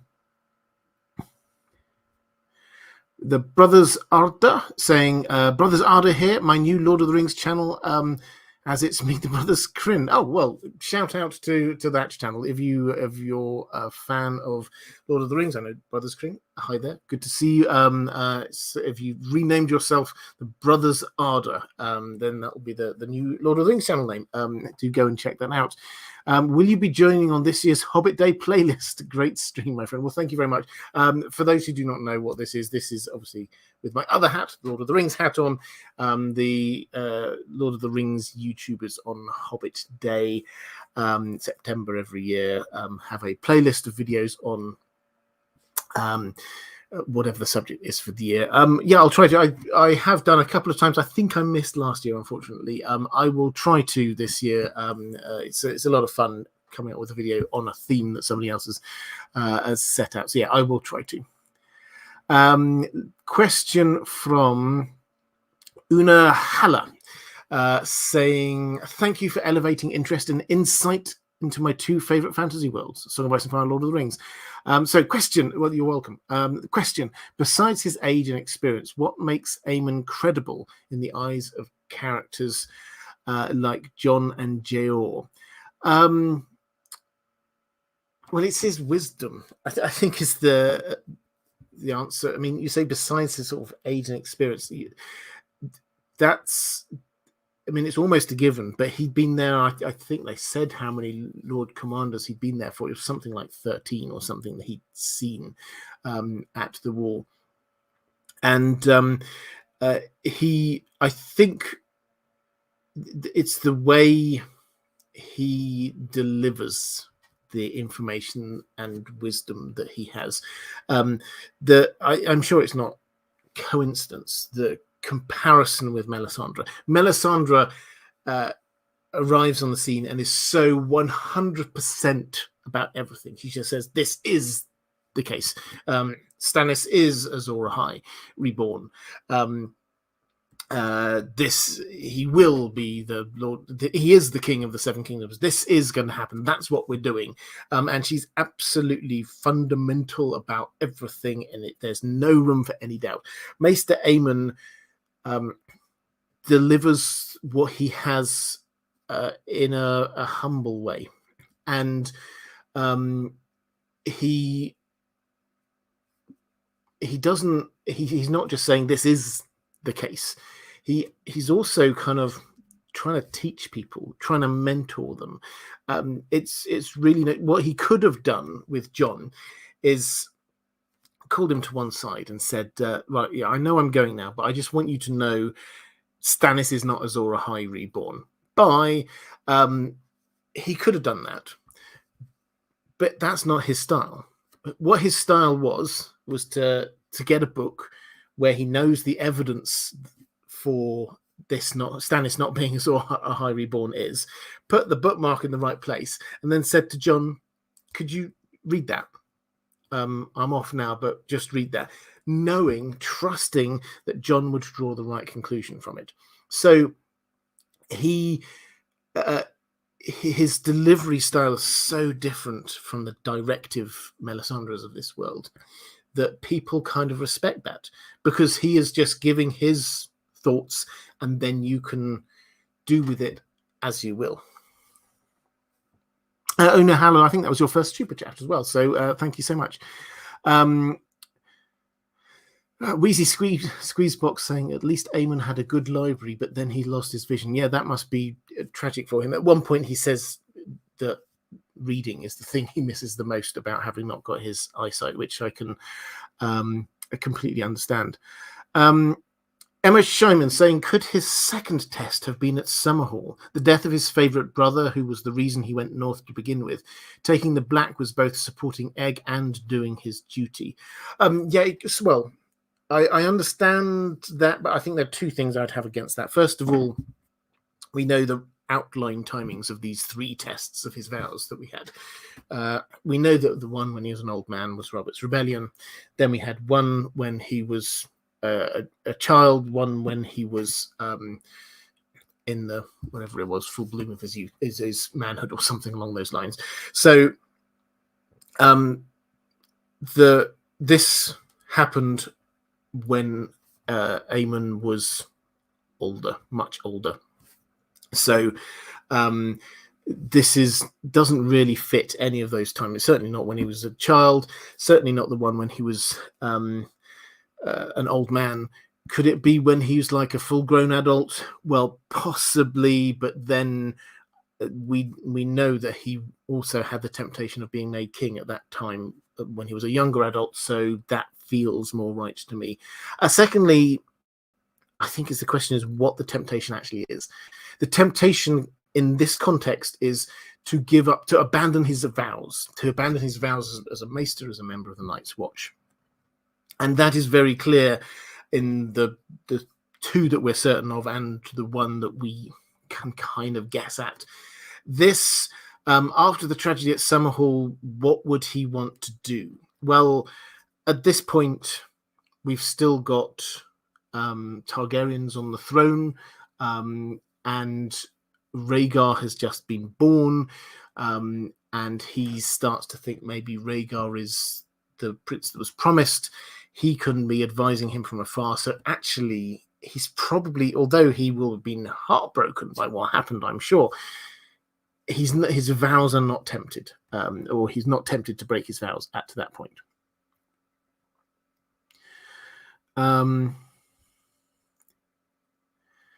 Lucian saying, I'd be interested to learn about Aemon's relationship with Egg's kids.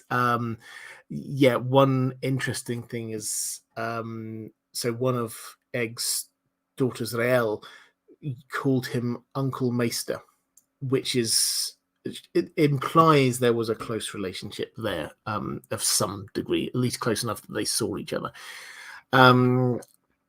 Let's go to Luke Morano saying, hi, Robert. How much do you think Bloodraven told Maester Aemon about murders, prophecy, and all that? Do you think he knew about Jon Snow being a Targaryen? If so, what motivations would he have had to hold out so much information from Jon? And do you think he would have told Daenerys about Jon being a Targaryen had he made it that far? So, did he, I sort of touched on this a little bit earlier, but let's unpack this fully here. Did he know that Jon was a Targaryen? And I think the short answer is there's no evidence that he does, and a reasonable amount of evidence that he doesn't. So when Jon is there talking to Aemon, Aemon is mentoring him, talking to him, giving him examples, but at no point does he ever try and talk to him about dragon dreams. No point does he ever try and talk to him about anything Targaryen-y. So he doesn't engage in this. He doesn't. When later on we get a lot of his thought process, it starts getting a bit more scrambled as the older he gets. But he comes to the conclusion that Daenerys is the princess that was promised. And he thinks of her as being a Targaryen alone in the world. And he thinks about him having to go and advise her. And at no point in that, and he doesn't seem to be holding anything back. This is from Sam's POV, but he seems to be sort of rambling through a whole load of stuff. At no point does he say, oh, actually, no, she's not the only Targaryen in the world because there's Jon as well. At no point does he say anything about, I should have said something to Jon about the Targaryen business and about Rhaegar. Nothing. His mind goes over huge amounts of ground. So for me, there's no implication that he did know about that, which kind of makes sense because the interactions between Bloodraven and Aemon happened actually quite a long time previous. So Jon was not around at the time. Lyanna was not around at the time. Rhaegar was not around at the time. Bloodraven had gone north of the wall well before all of this. So this is not something that they would have discussed on a sort of a personal basis. What they almost certainly will have talked about is prophecy and dragon dreams and magical stuff like that.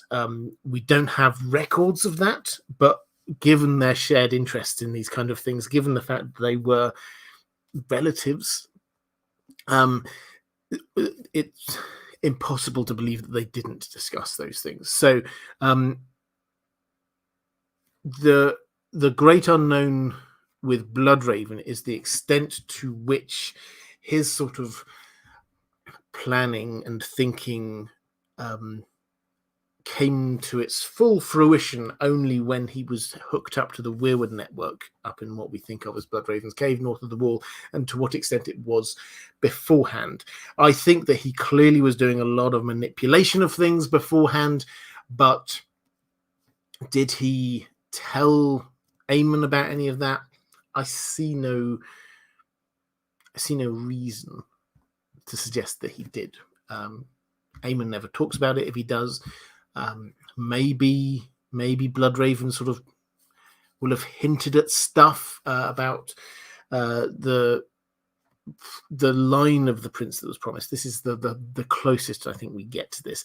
The line of the prince that was promised is something that clearly Bloodraven was pushing for. I personally suspect, and this isn't a Bloodraven stream, we can talk about it when we do a Bloodraven stream, but I personally suspect that he nudged the family tree in certain directions, not always particularly ethically, i.e. murdered quite a few Targaryens in order to make sure that the right bit of the family tree did get onto the Iron Throne.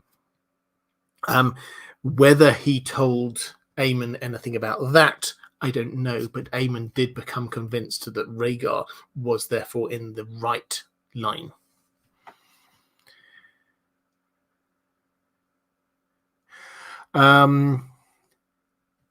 Let's go to a question. People in the chat, a couple of people in the chat, if you're new, asking how to say things to me in the chat. What I'll say is, I always say this, I'm talking largely non-stop on these, so I can't read every comment in the chat. I'm really sorry about that. I try and pick out as many as I can. Obviously, I see super chats because they get flagged up. If you tag IDG live, then I'm more likely to see it. And I will shamelessly prioritize things from people like my moderators because they are awesome human beings. But I will try and pick up as much as I possibly can as we go through.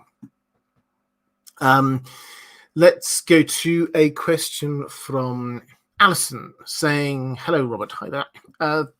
Aemon is one of my favorite characters. I'd like to know why you think Aemon chose not to stay in King's Landing when summoned there by his father, and instead went to Dragonstone to stay in King's Landing. And instead went to Dragonstone to stay with Deeren. I know there were politics involved with the Grand Maester being there, but I feel like there is more to it. What do you think? Well, yeah, I think this is one of those things where the answer we have is enough, but there could be an extra layer here. And what I mean by that is the answer that we have of Aemon deciding that he didn't want to be undermining the Grand Maester in King's Landing, and therefore going out to be supporting his brother, who was at that time the heir to the throne. That all actually makes sense. This fits in with his character. We know that Aemon loved his brothers, or certainly two of his brothers. We know that he certainly, this isn't an echo of what happened later when he decided to go absent himself from court and go up to the Night's Watch. So this is all in character and it all makes absolute sense. And so there doesn't need to be an extra explanation. But the potential is there for Aemon seeing the opportunity to get closer to Deeren and hear his dragon dreams, because he will have known that Deeren has all of these dragon dreams. He gets them, it would appear, even more powerfully and more regularly than the rest of the Targaryens. Even in that short bit that we see from the Hedge Knight, when we see him, he has visions about what's going to happen with Dunk. He has visions, I see you in my dreams, and he's scared of him. He sees a lot of stuff going on. Aemon, for most of his life, was actually not near Deeren because he was 10 when he got sent down to Old Town. He spent the next 9-10 years there. Then he went off to some, again, we don't know whose, but some noble lord's place for a while until he got summoned to King's Landing. And maybe he thought, well, this is my chance. I've got more and more interested in prophecy and more interested in these dragon dreams. Maybe I could go and spend some time with Deeren and just learn from him. Maybe he knew that Deeren was coming towards the end of his life and he wanted to capture some of that insight before he did. It's possible. quite likely, I would say. But in all reality, it wasn't just one reason. There will have been more than one reason that pushed him there. Maybe he actively didn't want to be in King's Landing for some reason. We don't know. We don't know that, but maybe there was more. Jenny of Oldstone saying, I just wanted to say hello. I know how to tag. It's just I've never made it to a live stream. Well, welcome to the live stream. It's great to see you. Lady Pushkin saying, I just can't imagine that Aegon didn't write to Rhaegar when he heard about the Lyanna kidnapping and say, up, what you up to, and then learn the truth. Well, he might have done. He might well have done. But we have to think about what happened here. When the kidnapping, if you're listening rather than watching this, I used inverted commas there, happened of Lyanna, they then went off grid. So unless Rhaegar had told people where they were going, they did not know. They did not know how to get access to them. This is the whole point of it, is that if Robert Baratheon knew where they were, then, he would have gone straight there and killed Rhaegar. So this had to be a secret. For at least 2 weeks after the kidnapping, they will have been on the road traveling, maybe even a month of traveling to where they get to, by which time the continent is at war with itself, and actually getting good communications in and out was not easy. So I think you have to, given the fact that Rhaegar will not have been sending out ravens from the Tower of Joy to people saying, hey, I'm at the Tower of Joy right now, because any of them could have been shot down and then the message read and people could have found him. So I think it's fair to say he didn't send out any messages telling people where they were. In order for Aemon to know where he was, he must have already had some kind of conversation with Rhaegar to say, well, where are you going to go? If you're going to go and take Lyanna somewhere, where are you going to go? And Rhaegar's going to go and say, hey, I know this cool place. So my instinct is, although there are a few sort of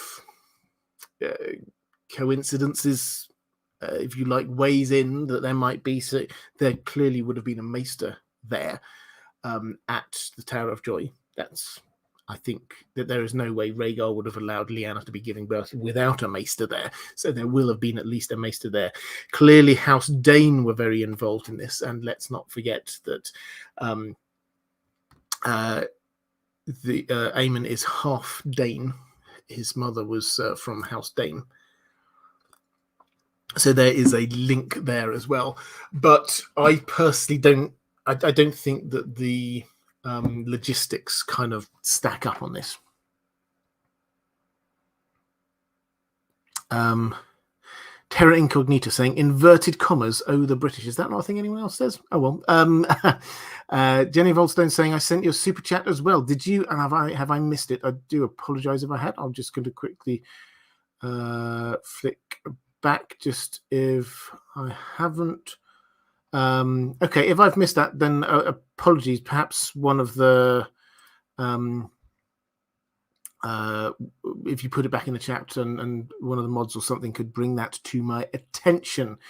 Right, let's go to a question from Emma Scheiman saying, hi, Robert. I've been incredibly busy for the last few months finishing my bachelor's degree and traveling. Well, congratulations on both of those things. Traveling is excellent and finishing a degree is also excellent. This will be the first stream I've caught in quite a while. I'm curious whether you see any thematic significance to Aemon's blindness, perhaps as a foil for the all-seeing Bloodraven. How might we view these two characters who seem to have so much in common, yet come to very different conclusions about what is right for the realm? Do you think Aemon always had dragon dreams, or did they start as he was approaching the end of his life? Well, I've answered some of these things already. Apologies. The did he always have dragon dreams? I think the answer is yes, but they ramped up later in life. The link between Bloodraven and Aemon, though, so the thematic link, yes, his blindness sort of matched against Bloodraven's being able to see everything, and how many eyes does Bloodraven have? 1,000 eyes and one. It's he can see lots of things everywhere. This is again a thematic opposite. What I find quite fascinating is how if we're to try and understand, conceptualize in some way this relationship between Bloodraven and Aemon, which has to have been there, but we've not really seen it. We've not heard discussion of it, so we don't know the details. What seems very obvious reading the text is that Bloodraven comes to the conclusion that Jon Snow is the prince that was promised, Azor Ahai reborn. He becomes convinced of that point. And indeed, if you go back in time, seems to start trying to manipulate events to make that happen. Aemon, who will have shared some of the same information much earlier with Bloodraven, the prophecies and things like that, becomes convinced that Daenerys must be the prince that was promised. And before that, Rhaegar. So it's almost as if he's allowed Aemon, because perhaps maybe he could have tried to influence Aemon in some way, but he's allowed Aemon to go down this route that he fundamentally disagrees with. This is, and I've talked about this before, it's a slight digression, but I think it's quite a relevant one. This is something that George R. Martin has done a lot. We often think about different people saying, his who I think Azor Ahai reborn is, etc. Bloodraven is associated very closely with Charis Eastar. They were lovers. She disappears from the story. I have my theories on exactly where and how she got to there, but I think she's Quaithe. And Quaithe, over in Essos, clearly thinks that Dany has to be coming over to Westeros. You remember who you are. The dragons remember who you are. She gets these dragon dreams herself. Dany does. And Quaithe meets her in her dreams, effectively. And so Quaithe is championing Dany as the prince that was promised. Bloodraven is championing Jon.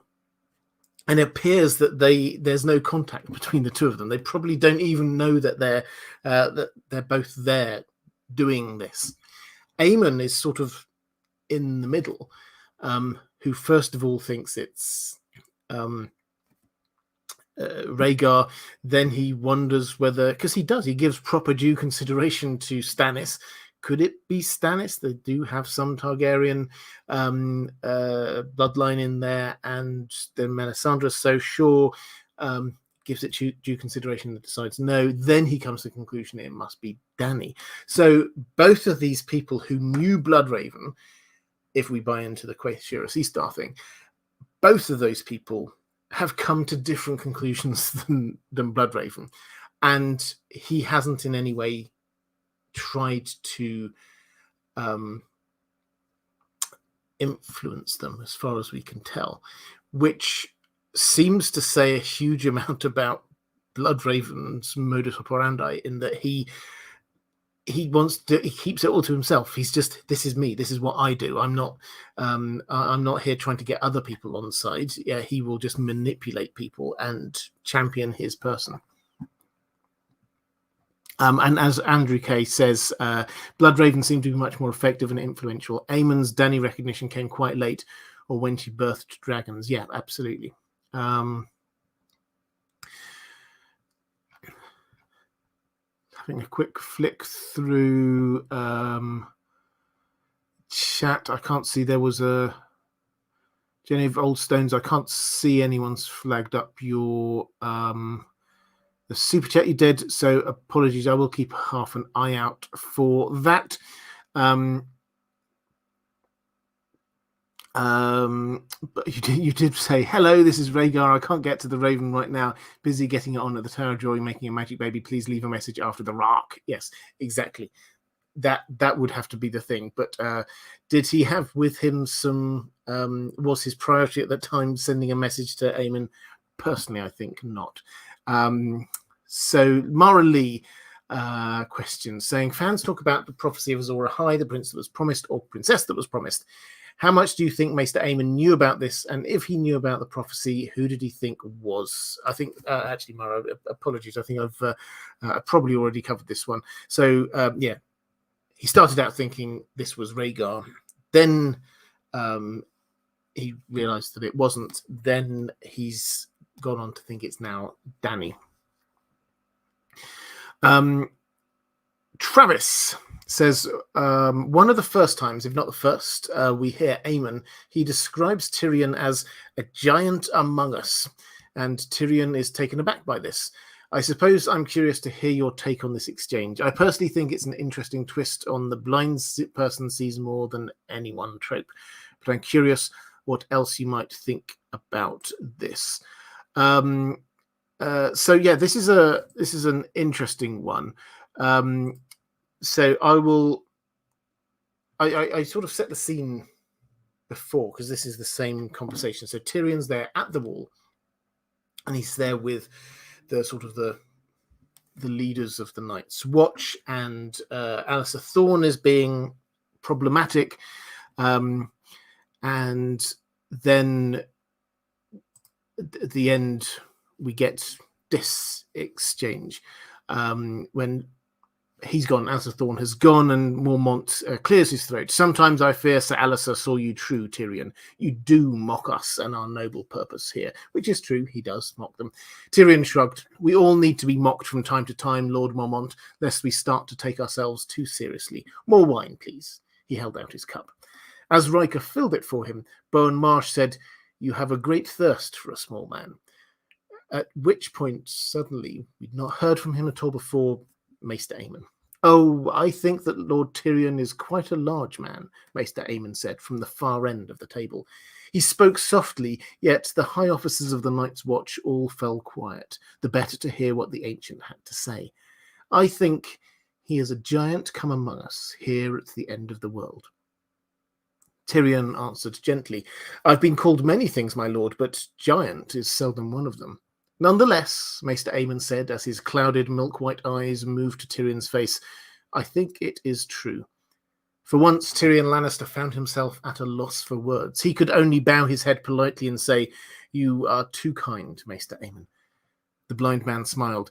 He was a tiny thing, wrinkled and hairless, shrunken beneath the weight of 100 years, so his maester's collar, with its links of many metals, hung loose about his throat. I have been called many things, my lord, he said, but kind is seldom one of them. This time, Tyrion himself led the laughter. So, what to make of this exchange? We have this, I think he is a giant among us here at the end of the world. Now, we immediately want to leap to, is this some kind of prophetic thing? And I will come to that. But I think the first thing we have to point out is actually this is him just showing a huge amount of human empathy and understanding within that situation. We've had Tyrion who's come up, and he, much as I enjoy the character of Tyrion, he can be quite objectionable sometimes.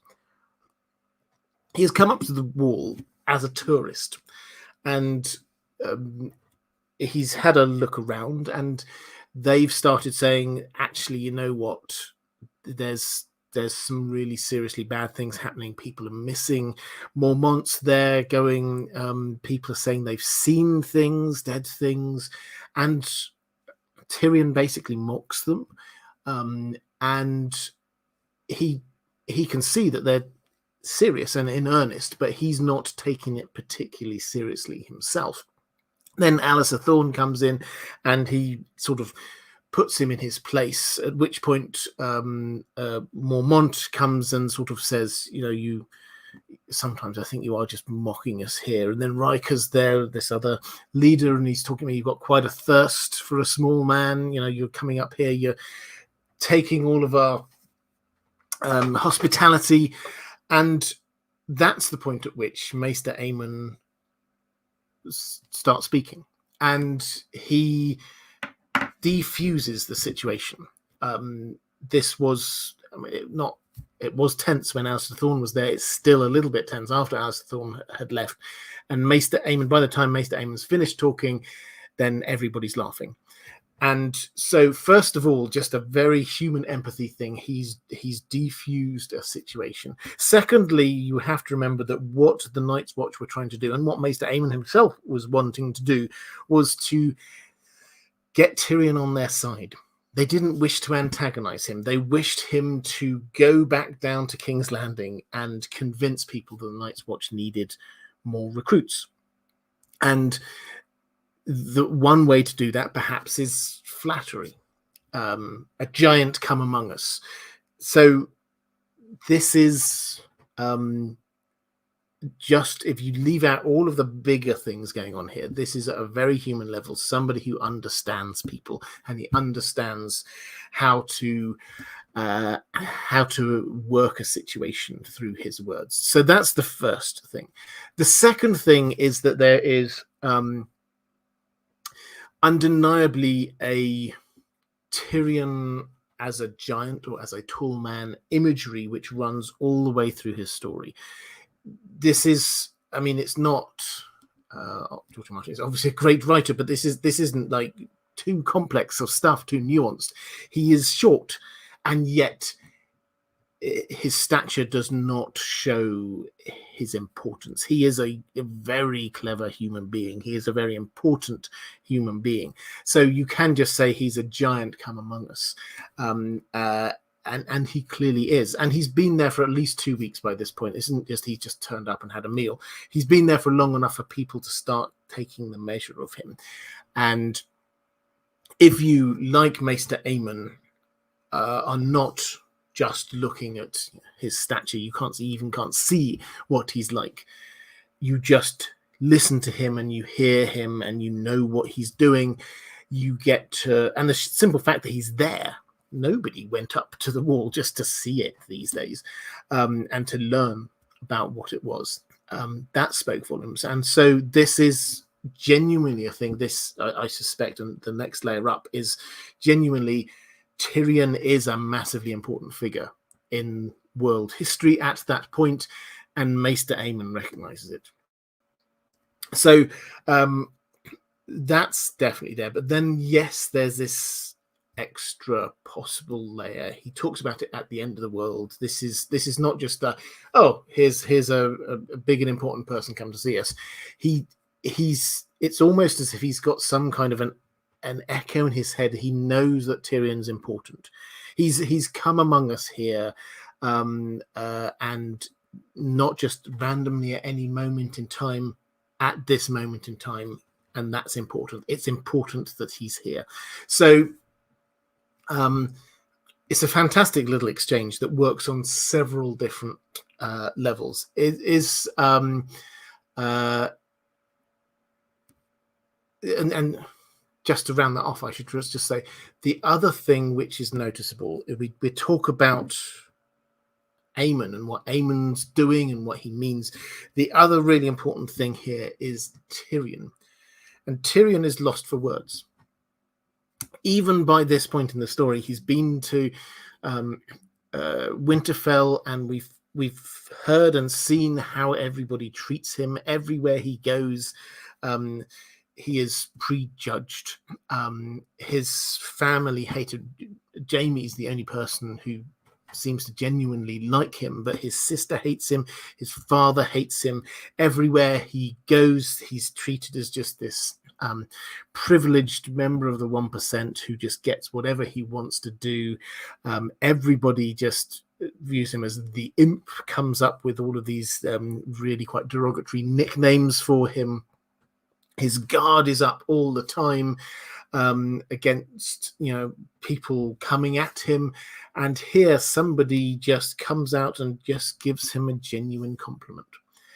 And this, I think, is very telling in terms of Tyrion. He's just not used to it. He doesn't know what to do with that. He's used to people saying nice things because they want something from him. But here's Maester Aemon not seemingly trying to get something out of him. Yes, obviously they want to get more people from that, but he's not linking it to that. This is just him just saying, complimenting him. And Tyrion has not heard that. Rarely has he heard that. So it tells us, I think it's a great little exchange. It tells us huge amounts about Master Aemon, and Tyrion's reaction tells us huge amounts about him.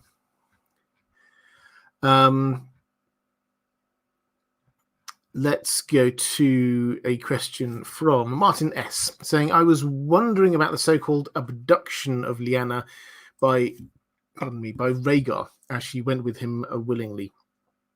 Was that misunderstanding by Robert and followers of what happened genuine or intentional? Well, I've done a whole series of videos on this. So, I mean, I'll try and summarize them. The lie was put out there, in my view. I'm not going to go through all of the detail of this. I think the initial lie that Lyanna was abducted came from Littlefinger. I think there's very solid evidence to suggest that. And I think that information was then, once it was out there, that fed into Robert Baratheon's temperament and his willingness to believe it. And he was also given a reason to go to war. Basically, Aerys wanted his head.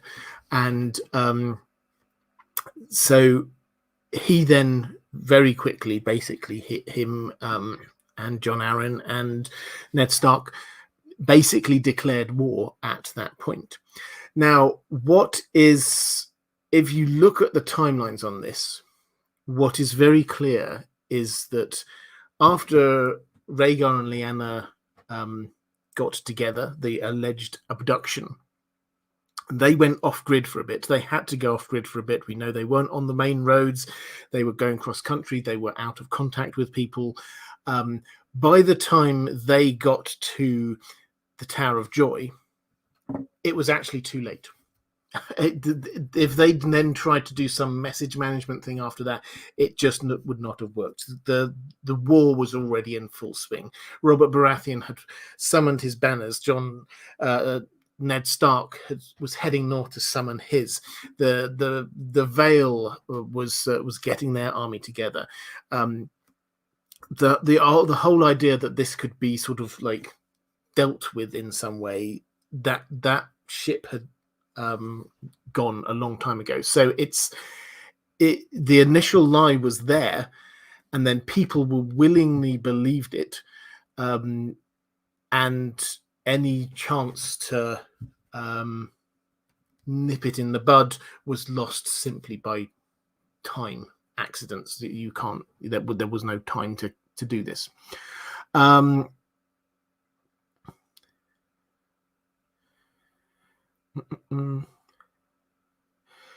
Let's go having a quick flick through the chat. Cog Harsnock. Oh, this is picking up Jenny of Oldstones. Must be the one I missed. Thank you, Carl, and thank you, Jenny. Saying, why didn't Bloodraven just tell him? I think he's discreet enough to keep a secret. He keeps so many. I'm not sure exactly which thing we're talking about telling him. So him, I assume, is Aemon here. Why didn't he tell him? So about the Rhaegon Lyanna thing, I think that's after he's gone north, after Bloodraven has gone north. In terms of telling him, what did the question we have to ask, because we simply do not know, what did Bloodraven actively know at that point when he was Lord Commander, before he goes and hooks up to the Weirwood network? He knew a lot. I suspect the thing he knew about, he knew that there was going to be a threat from the north. He knew that the prince that was promised was really important, that this had to come from a certain line of the Targaryens. He probably knew Aegon's original dream prophecy, the Song of Ice and Fire. I think he knew all of those things. And I think that he probably passed on pretty much all of that to Aemon. The bits that he probably didn't do were by the way, if he did, which I think he did, by the way, I killed these people to try and make sure that this bloodline did stay on the Iron Throne, but the stuff that happens later he didn't know about yet. Astra Inclinant saying Aemon is arguably the smartest in the room during that exchange. He knew the only way to puzzle Tyrion was to be nice to him. Giant makes me think of Shay foreshadowing. Yeah, so Shay talks about my giant. She calls him a giant. We also have there's so much of it. I said just in a throwaway comment that there's lots of giant imagery associated with Tyrion. Particularly shadows. We hear of his shadow being tall. The discussion he had with Jon Snow just a few chapters before that, when he rejoins the feast after talking to Jon Snow, and the last line there as he goes in there, opens the door and the light is shining out and it casts a shadow like a king behind him. Then we get Varys talking about a small man can have a long shadow. I think that was him. And there's a couple more where we talk about this giant association with Tyrion. He is, we're constantly being shown not, his stature does not show what his impact is in the world. Which is also just, as we're on a complete digression onto Tyrion, a point that I've not had a chance to make for quite some time. Tyrion, in the books, they did this on the show as well, but in the books, this is even more important. He's the character who links the story together. This is a very disparate story. We have the Song of Ice and Fire. We have characters who are in different parts of this world. We have Sansa, who's over... Now in the Vale, we've got what's happening up at the Wall. We've got what's happening with the Lannisters. We've got what's happening with Daenerys. All of these different bits of the story. The person who links all of this is Tyrion. He has met the majority of the main cast, so to speak, so far. He was at Winterfell. He met all of the Starks. He went to the Wall. He's seen what happens at the Wall. He became strong friends with Jon. On the way back, he made the saddle for Bran. He's got the link with Bran. Then he goes and gets captured by Catelyn, making a link with Lady Stoneheart. He goes over to the Vale. He knows what's happening in the Vale. He comes back down to King's Landing. He understands everything that's happening with King's Landing, makes his connections with Varys, with Littlefinger.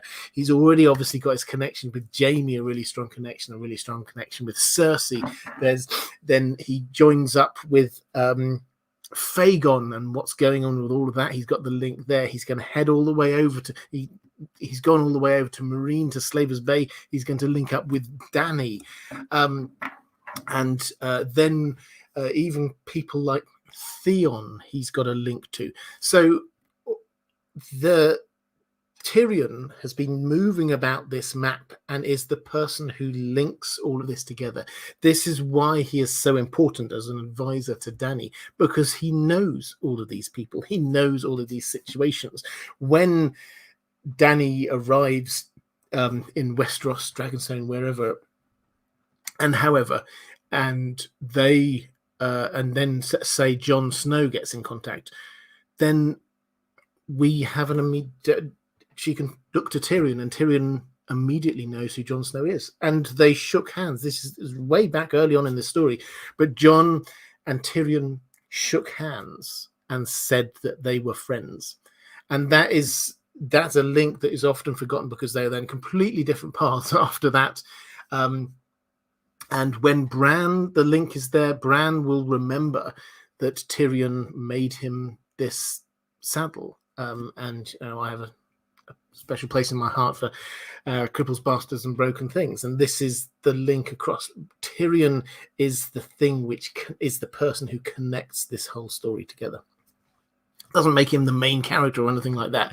But in terms of his role in this story, that's where he is. He's linking it all together. Right. I think I had another question or two in the chat.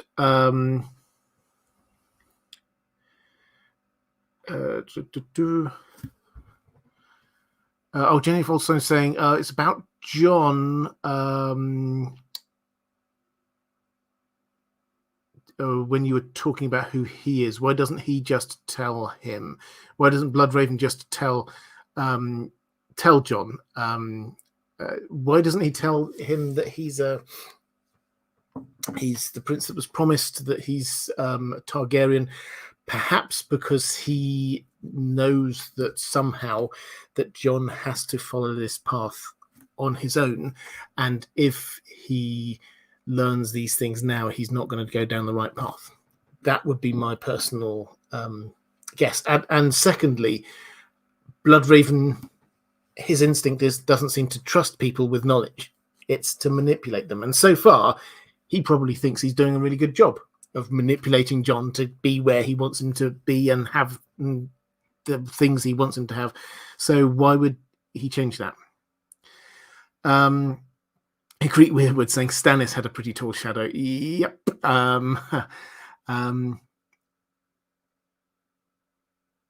So Brandy saying, or asking, do you think Aemon's kill the boy speech is a form of foreshadowing of who John will be when he comes back from the dead? Yeah, this is a really interesting line of thought. So the last thing that Aemon says to John when they're leaving, he says, I'm going to give you a last bit of advice. And this is the same advice he gave to Aegon, is that, as I mentioned earlier in this live stream, Aegon always had a kind of a childlike trait characteristic to him.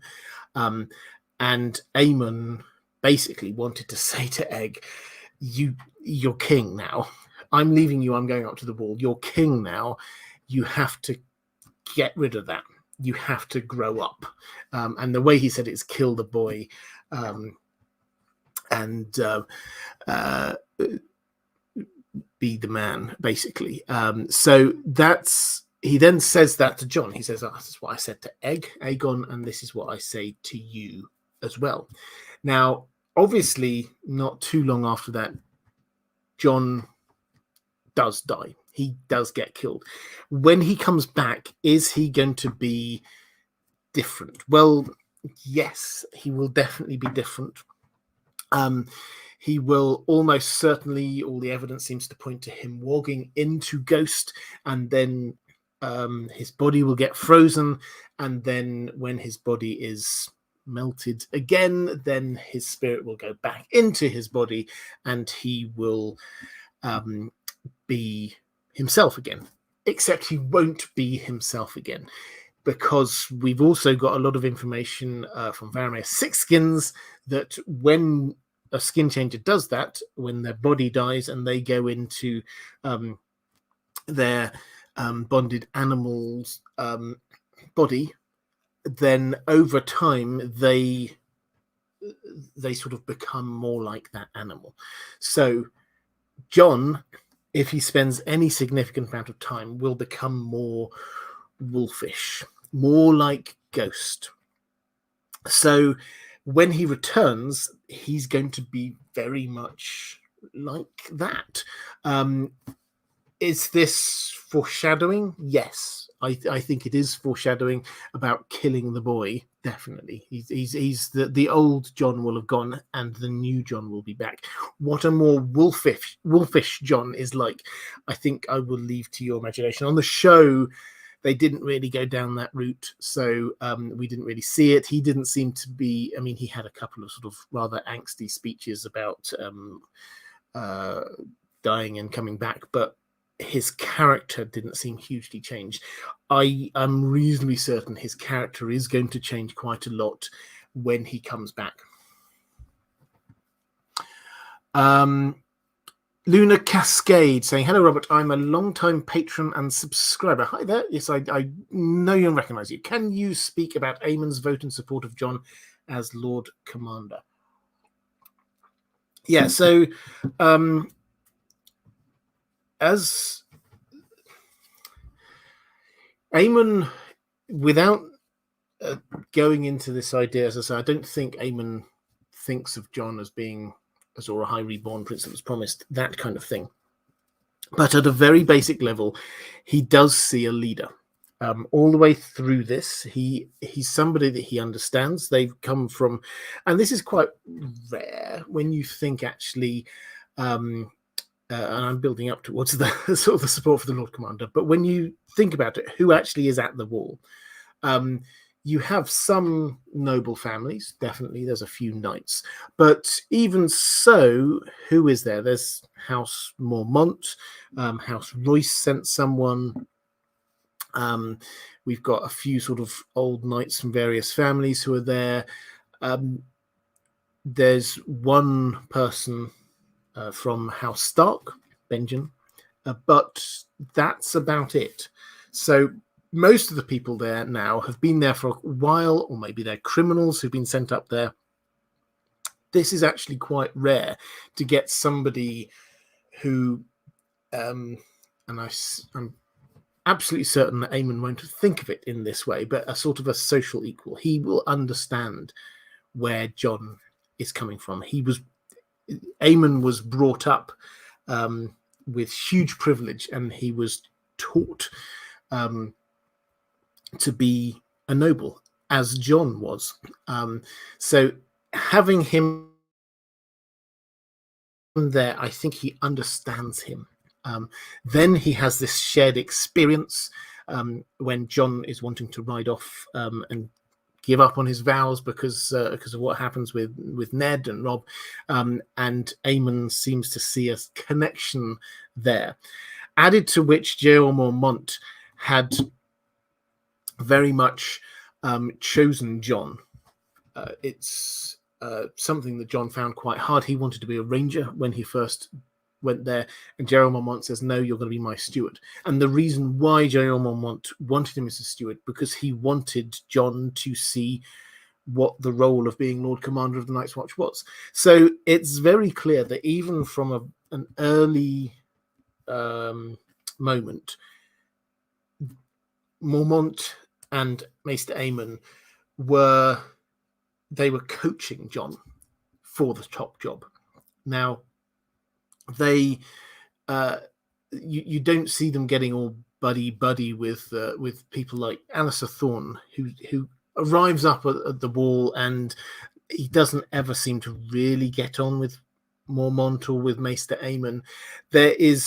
You could write many books, I suspect, about sort of the personality clashes at the wall, but it's very clear that Mormont plus Benjen, Jeremy Riker, and Maester Aemon, they were just like this core group, and others who were in other places, particularly the people who were in other parts of the wall, perhaps were not. So when you then follow through and you see what Jon does, he shows leadership qualities. He shows leadership qualities of his cadre of new recruits. He stands up and defends people, and his friends follow him. And when he comes back, he's basically taking on to the wall after the ranging, and he's done all the things he does. But north of the wall, he comes back. He basically takes on a leadership position there. And so, is it a surprise that Maester Aemon wants him as leader? No, not in the slightest. So I think that sometimes we look for the more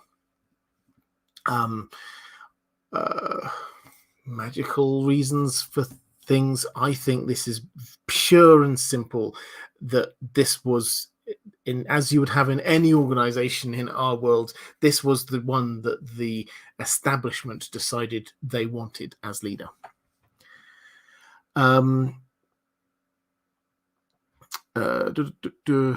Let's go to, I've got a few questions. Luna Cascade, specifically the vote scene on Game of Thrones. If it's okay with you, I will pass on the specifics of the vote scene on Game of Thrones. I can't remember the details. It's been a while since I watched that season. So I will come back to that next week, actually. I'll try and remember. I will come back and I will answer that specifically. Charis Ballerina picking up a question. Thank you very much.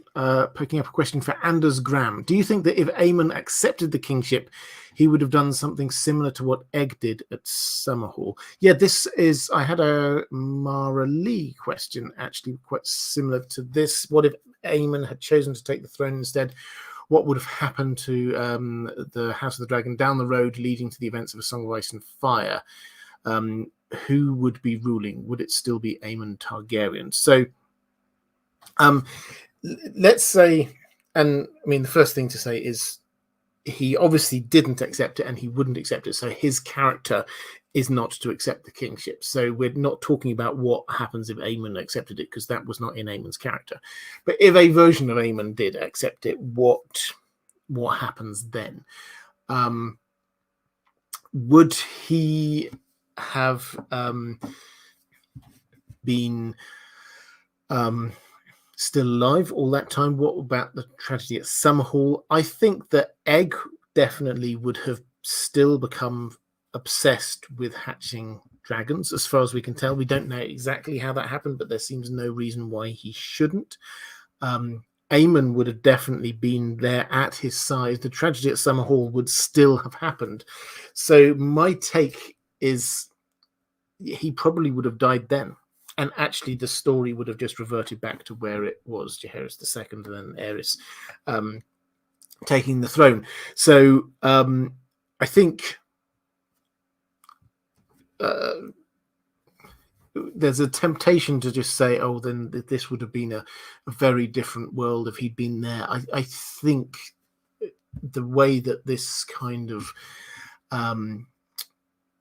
these characters have been drawn out tells us that Egg and Aemon were very close and they would have done things together. And fundamentally, this kind of closed loop world that we think that Song of Ice and Fire, sort of historical closed loop world that we think a Song of Ice and Fire is in, this means that this would have just happened anyway, regardless of what would have happened.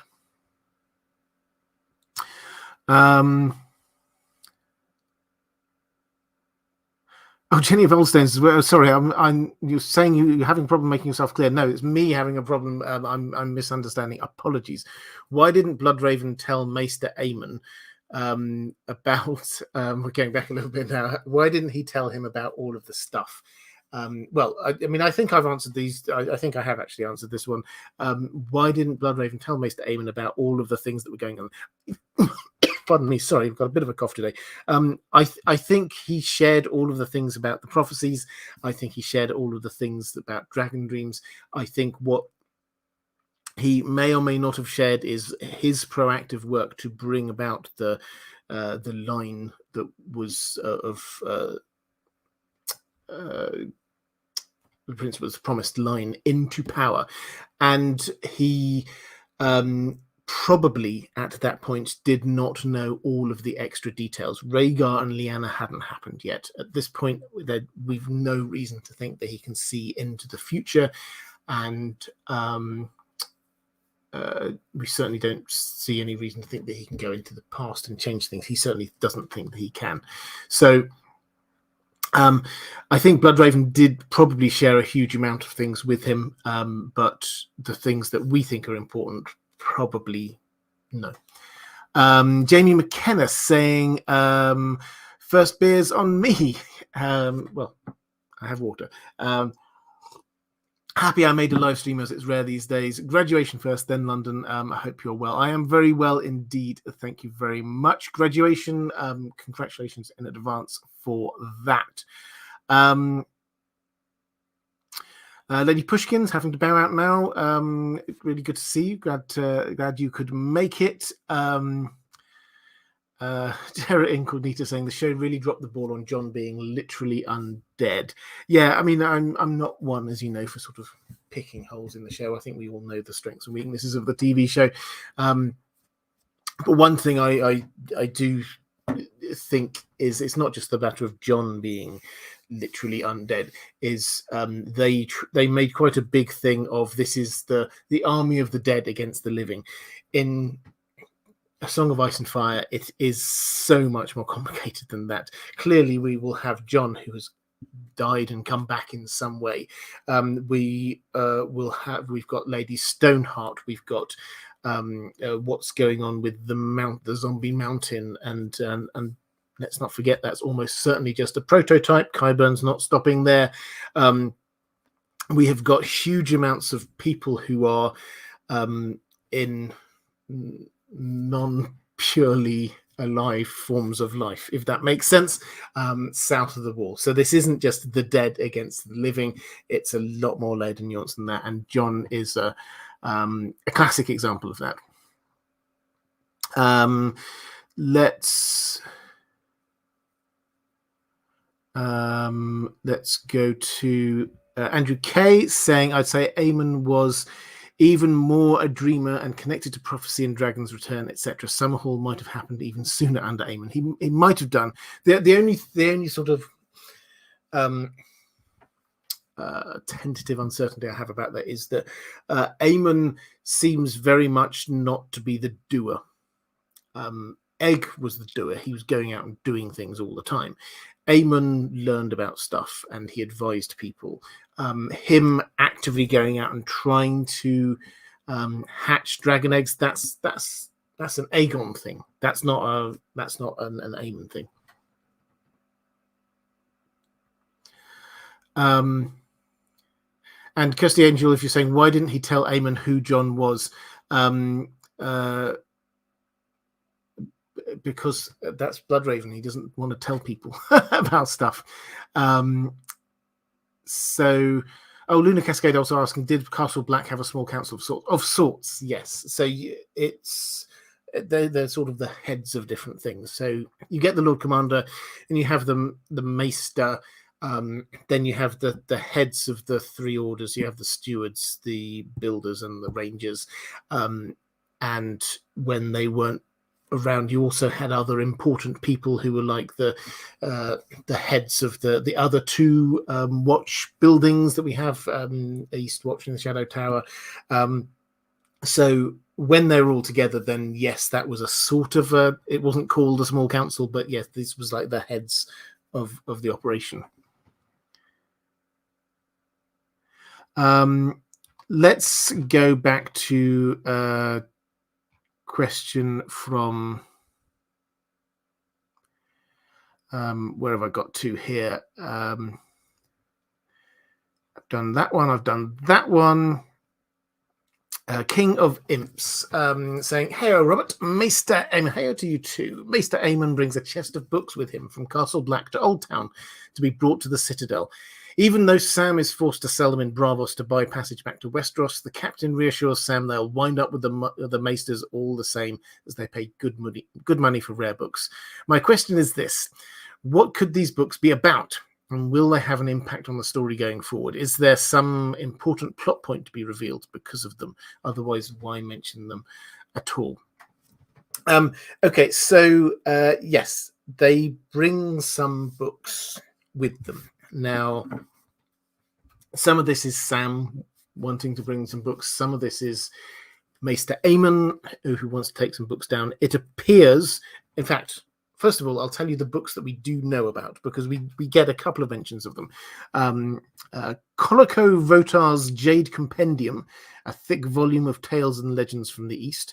Maester Tomax's Dragonkin, being a history of House Targaryen from exile to apotheosis, with a consideration of the life and death of dragons.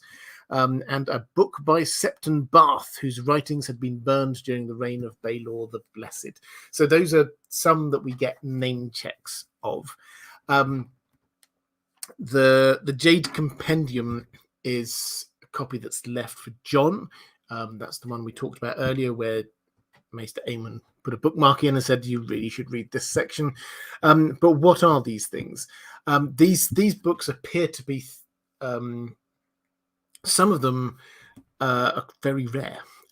So the Septon Bath books, as you say, they were all burned under Baelor the Blessed, who burned all of Septon Bath's books. These are things that Maester Aemon is going down to Old Town. This is his plan when he sets off. He's going to go down to Old Town and basically tell them what's going on.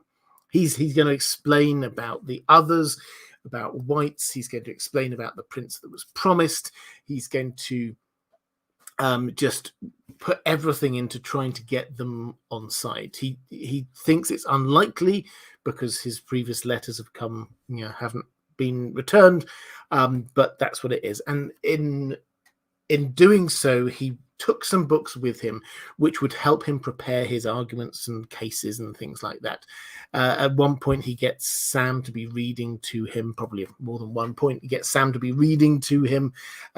So this is him. We know the way that Maester Aemon is.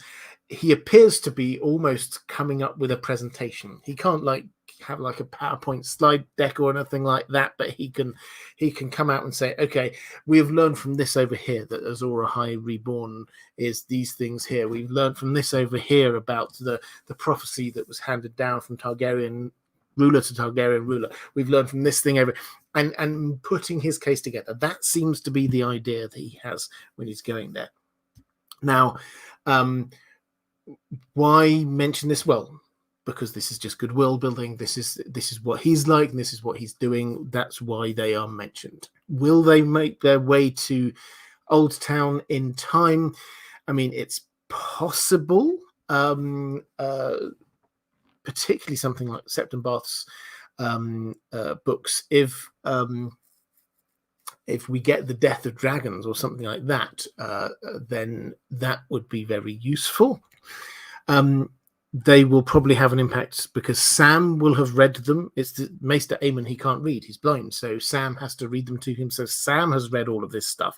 So Sam now understands all of what Maester Aemon has figured out is going on. But those specific books, most of them, I'm guessing no, they won't have a good plot point, a significant plot point going forward. Jenny Holstone saying, thanks, we got there in the end. Well, I'm glad to have finally done that. Apologies for not understanding a couple of times. Let's go to... Oh, actually, this is an interesting one. Anders Graham in the chat saying maybe Marwyn buys them on his way to Marine.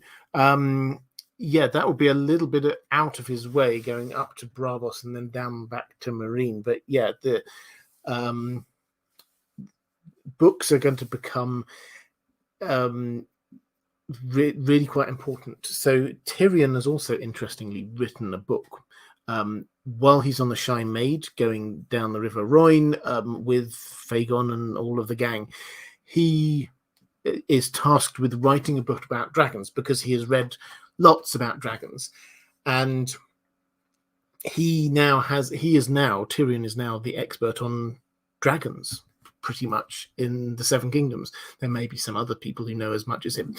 Marwyn may know as much as him, but Tyrion knows huge amounts, which will be very useful for Dany, because the other sets of books which we don't know about, and that George R. Martin has teased us about, is, if you go all the way back to the beginning of this story, Jorah Mormont, as a wedding gift to Dany, he gives her, I think it was 3 books about Westerosi history. We don't hear anything else of them.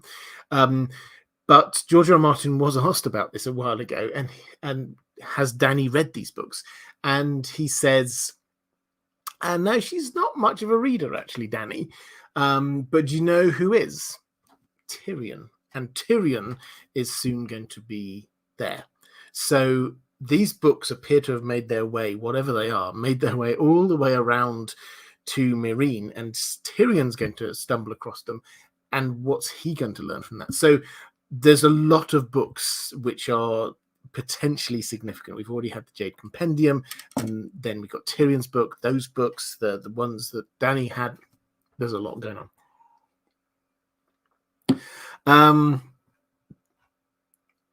Let's go to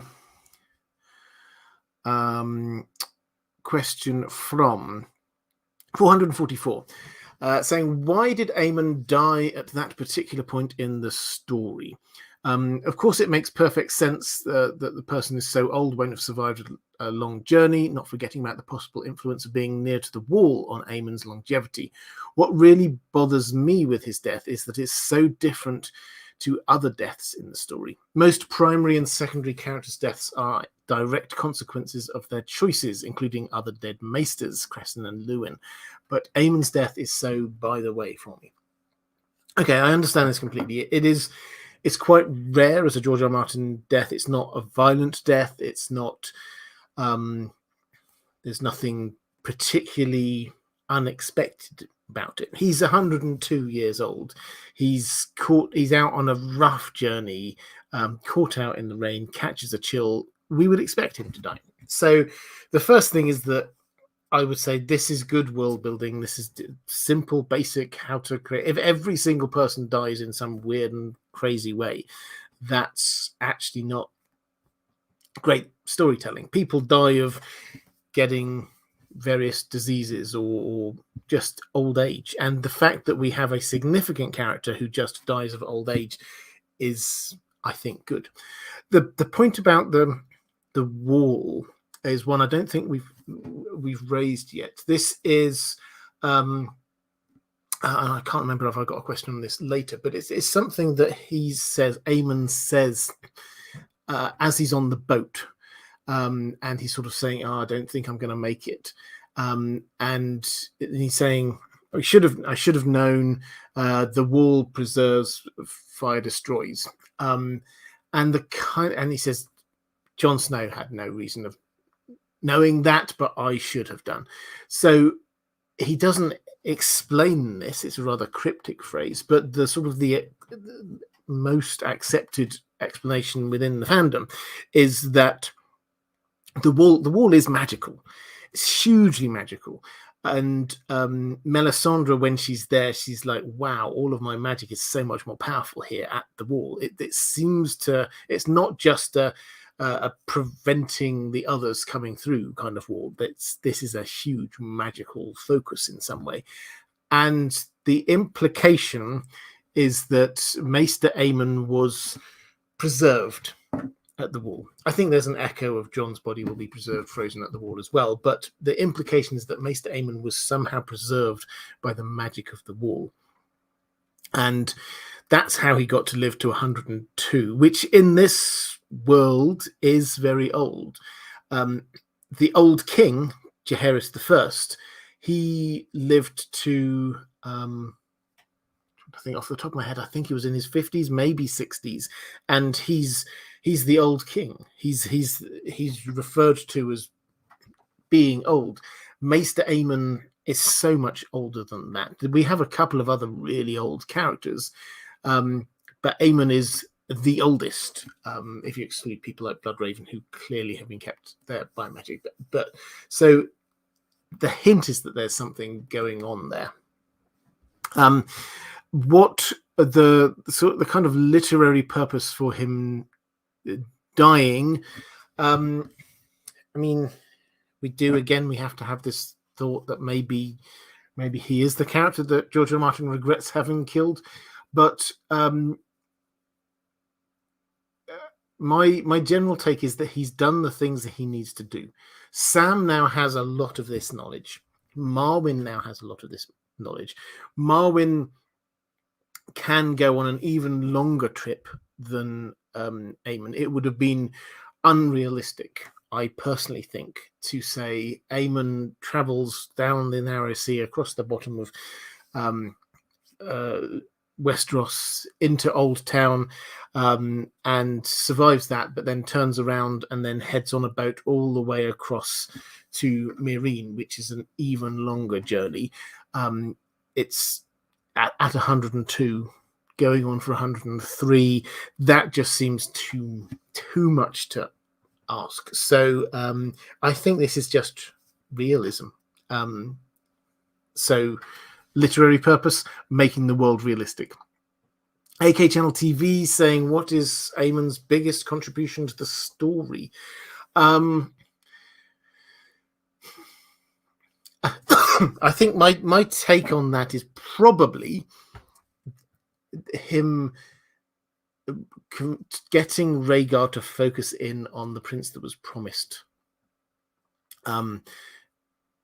Prophecy, and firstly believing he himself was the prince that was promised. This seems to be an Aemon thing. He was writing to him, and if that was him that made Rhaegar obsessed with prophecy, which he was obsessed with prophecy, then Rhaegar's actions just before Robert's Rebellion are some of the most significant in the story.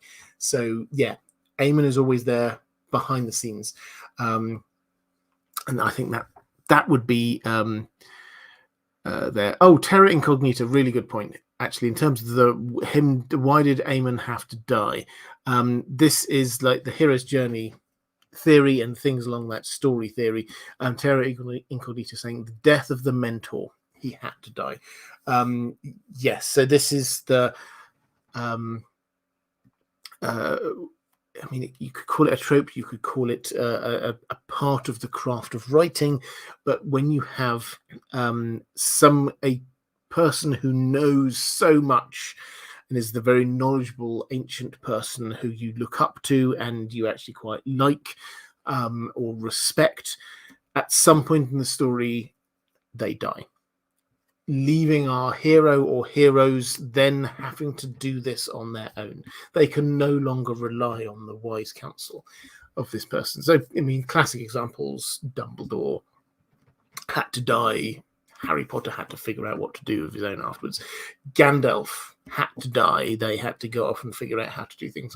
Obviously, Gandalf came back, but he had to die. So that kind of wise mentor tends to die in kind of a literary theory way.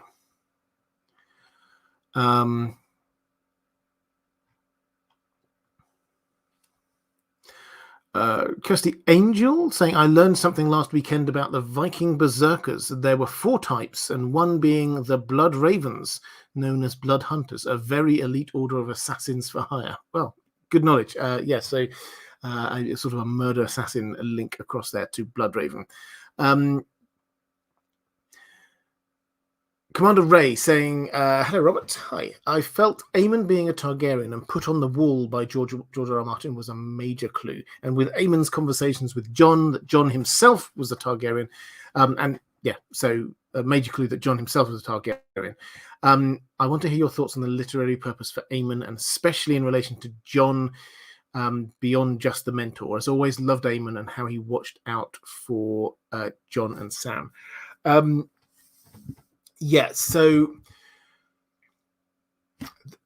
in a kind of a literary sense, what George R. R. Martin often does, I mean, I say often, a couple of times does, is he has somebody who is the representation of some kind of tradition or something along those lines. Example, Old Man. Old Man is a representation of the oral storytelling tradition. So all of the Stark kids, they're always going, oh, Old Man told me the story about this and that. And there's often some wisdom in there. Sometimes there's completely made up stuff, but that's what she is. She's the representation of stories passed down generation to generation. Maester Aemon is the representation of prophecy is probably the wrong way of saying it. It's not magic. It's learned prophecy, going through the books and understanding these kinds of things. And that is what his role is to be this kind of representation of that. Now, both of those characters obviously die, so we get back into what we were talking about a moment ago about the death of the mentor.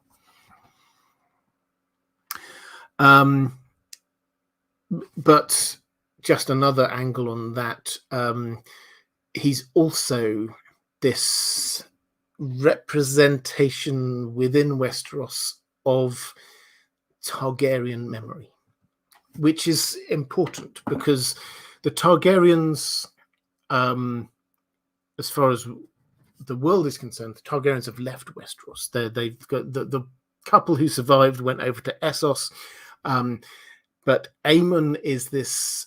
He's the living memory of Targaryens in Westeros, and which, I mean, it's a literary device, but it makes us think that Targaryens do belong in Westeros. They're not just, as Dany will seem, going to be this invading foreign force. Nate Davis saying, "Hey Robert, I hope you're well. Do you think if Aemon had stayed at the wall, he would have ended up sacrificed? I know that was Jon's reasoning, but I feel like most everyone in the Night's Watch would not have allowed that with a fight." Yeah, so this is Jon's reasoning for sending this very, very old man down to Old Town, was that Melisandre kept on muttering about there's power in King's blood and all the things that she would want to do, this magic, da-da-da-da-da. And he could look around and see that there were several potential candidates for being sacrificed. Obviously, there was Shireen. He doesn't really think about that one much, but Mance Raider's new baby, and Maester Aemon, who has got King's blood because he is the son of a king and was offered to be a king. Just turned it down, but he could have been a king.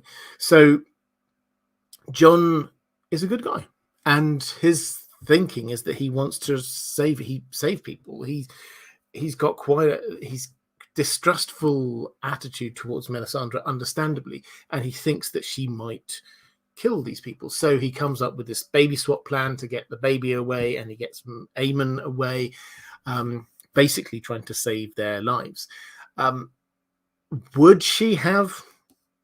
Well, I think it's entirely possible. Could she? I think that maybe the Night's Watch are now very depleted, you have to remember. So the bit of Stannis' army that is still there, the Queen's men, they are fiercely loyal to Queen Selyse. So they will do whatever they are told, and Melisandre specifically. So is it possible? Yes, I think it's possible, particularly if they think that this is essential. And I think that what we basically know is that the Shireen killing sacrifice will happen. So it makes sense to me, if you're trying to think of a sort of a plot reasoning behind all of this, is that Melisandre could go, right, I desperately need to, I don't know whether this is exactly the way it's going to go down, but for example, I desperately need to stop all this cold winter because Stannis and his troops are dying out there in the cold. How do I do that? I need some really big magic. I need some King's blood. I want to sacrifice Mance Raider's baby. You can't, because that's not Mance Raider's baby. They've done a baby swap. This isn't going to happen. I can't do Maester Aemon. Maester Aemon has gone. So who's left? The only bit of King's blood where you can find the entirety of the wall is Shireen. That's the kind of logic that you can go down, and explains why Shireen might be sacrificed. She's not the first choice. She's the last choice, but the only chance, if they think that the only way to keep Stannis alive, if Melisandre thinks that Stannis is in charge of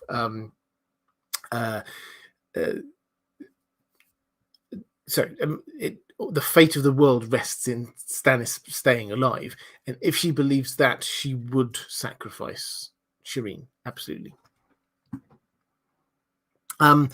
Okay. Question from Mara Lee. What do you think Maester Aemon knew about the others, about them being the possible threat in the north? There are a lot of books that the Night's Watch had in their library. Do you think there was anything that mentioned the others, Children of the Forest, Prophecy, etc.? Yes, there's some stuff. Sam obviously goes and reads a lot of this, so he gets a lot of the old lore that's there. Aemon will have known all of this too. He talks about that a lot less than he does what he thinks is the real solution. The real solution being the prince that was promised. His his care about his others, he just like takes it as, yeah, that's the threat.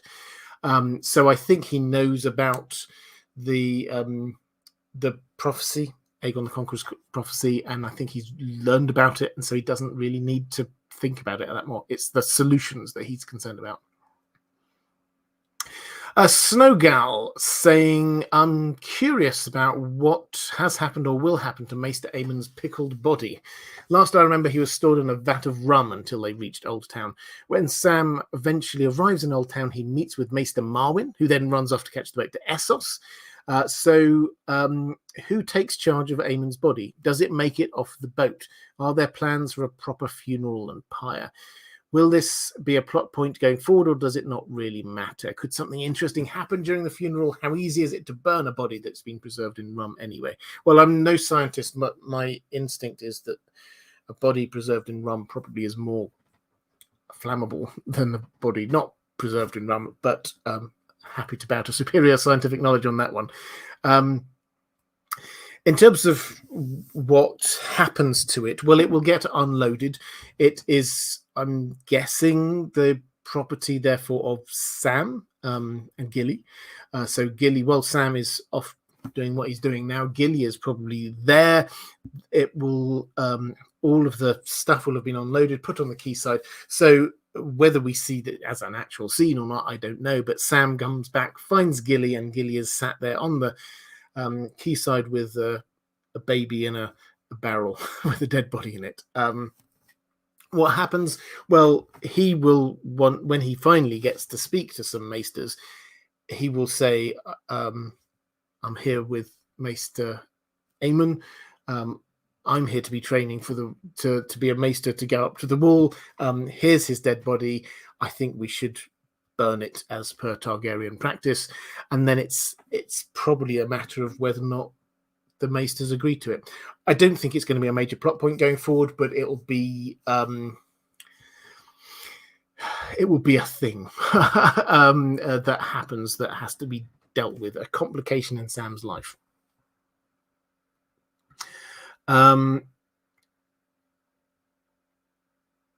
Let's go to a question from Commander Ray. When in the books, when Jon learns who his real parents are, I'm sure he'll think about Maester Aemon and the lessons the elderly Targaryen imparted to him. I want to hear your thoughts on how that reveal will affect Jon and how he thinks, especially since he was guided by Aemon from a fresh teenage recruit to Lord Commander of the Night's Watch, something the show forgot. Yeah, so he will definitely think about Aemon. And one thing which I think will definitely cross his mind with Aemon is the fact that Aemon rejected the crown. So Jon is going to be faced with, whenever this happens in the books, Jon is going to be faced with, you are the true king of Westeros. And people will be getting behind his claim and they'll be pushing him, and it'll be you should take this on. Jon's attitude has always been he's not seeking power. He didn't put his name forward to be Lord Commander of the Night's Watch. That was Sam did that secretly. So he doesn't seek power and leadership. However, he is naturally a leader and people will naturally follow him. But I think he will take inspiration from the fact that Aemon didn't want to be king. And I suspect George R. R. Martin will give us some kind of, don't know how he'll do this, but some kind of symmetry to show us when he rejects it, however he does that this is an echo of what happened with Maester Aemon. So it's more his example that I think he will follow rather than any specific bits of teaching that he got.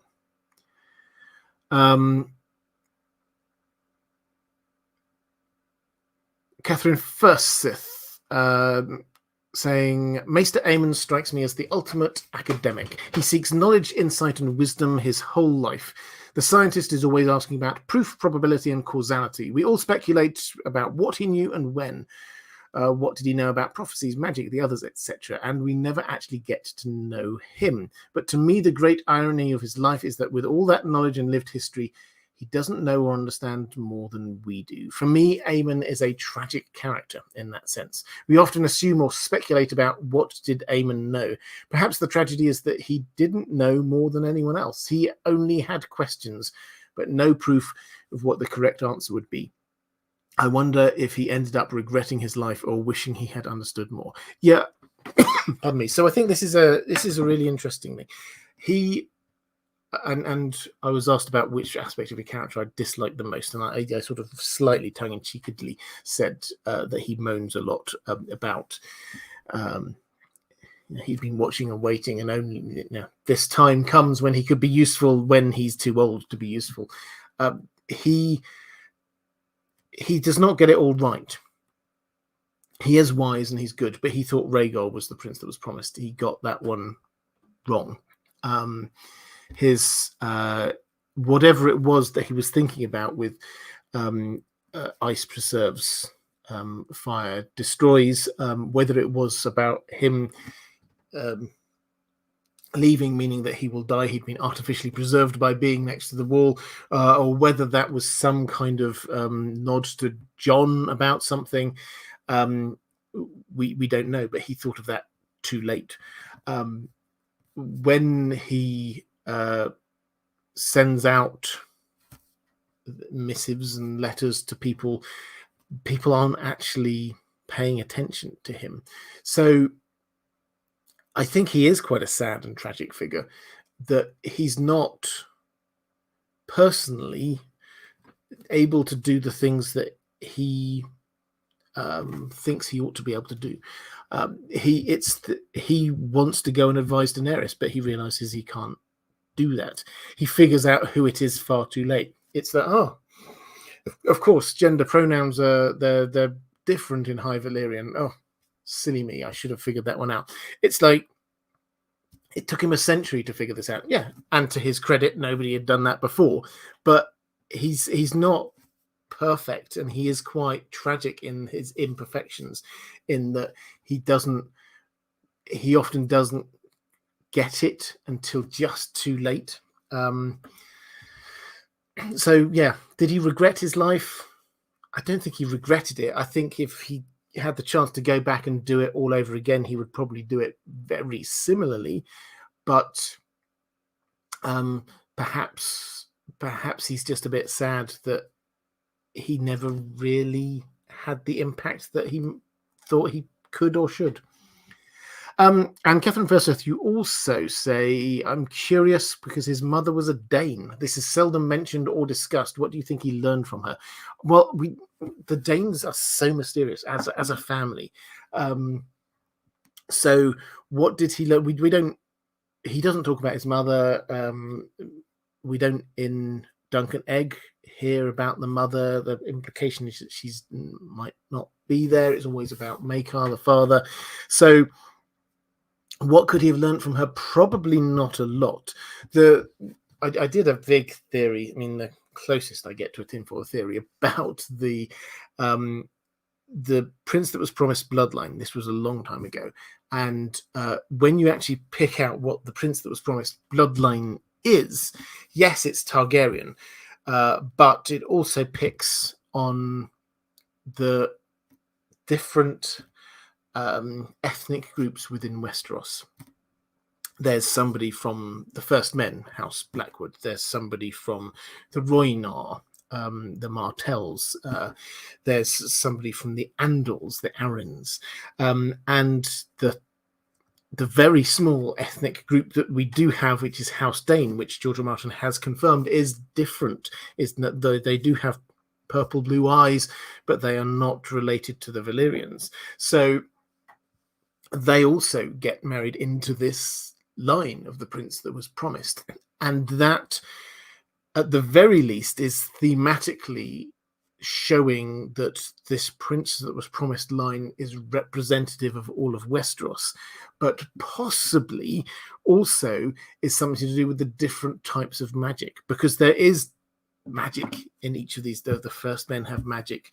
The Rhoynar definitely have magic as well. The Danes seem very magical. We've not seen it, but they've certainly got a very mysteriously magical sword.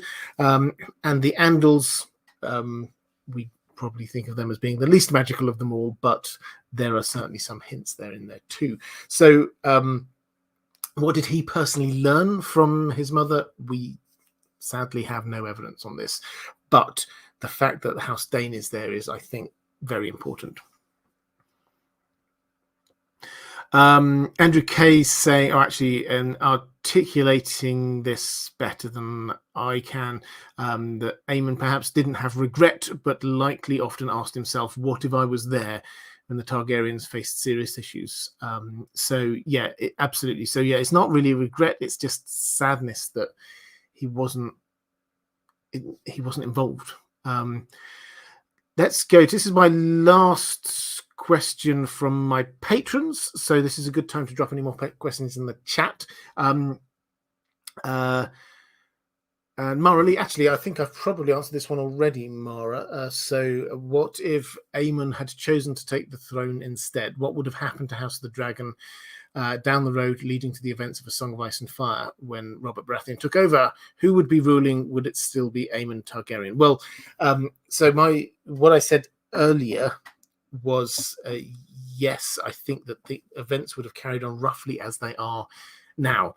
One other angle on this, though, that I think would be really interesting is that he wouldn't therefore be at the wall. What would the impact be of Maester Aemon not being at the wall?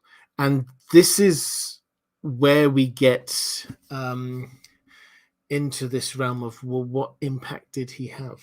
Ultimately, because he's very sad, he's there. Well, I wasn't there, I wasn't involved in this, I didn't have this impact, I couldn't do that because I was too old. Lots of these, perhaps not regrets, but sadnesses. Is that fair? If he hadn't been there up at the wall all those years, decade after decade after decade, would that have made a difference? Well, probably him writing to Rhaegar was the thing which prompted what Rhaegar did.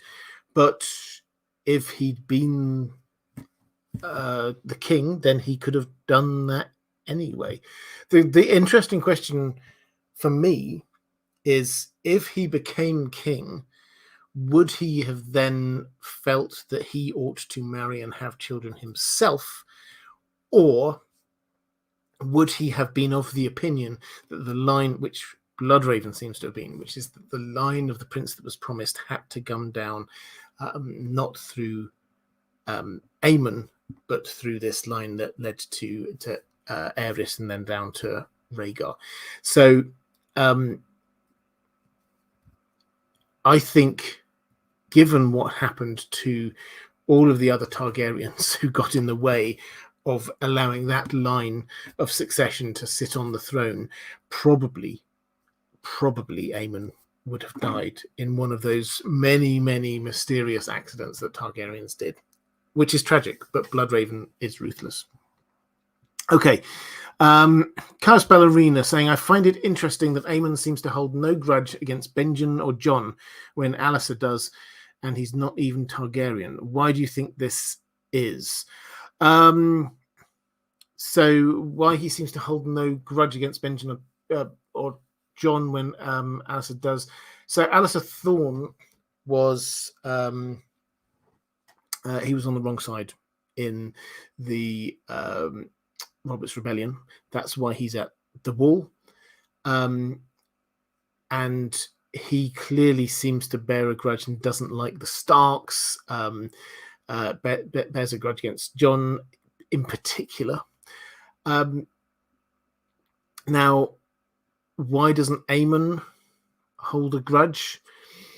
I think he seems a decent human. It's the short answer to this. He seems a decent human, and I think he recognizes that Benjen was a child when Robert's Rebellion happened. Benjen was in Winterfell and was absolutely nothing to do with any of this. Jon was not born. So, as a decent human being, why on earth should Aemon blame them? Absolutely no reason. Why would Alliser Thorne blame them? Well, Alliser Thorne isn't a decent human being. He is bitter because Robert's Rebellion led to the end of his cushy life and he had to go up to the wall. and so he takes it out on people.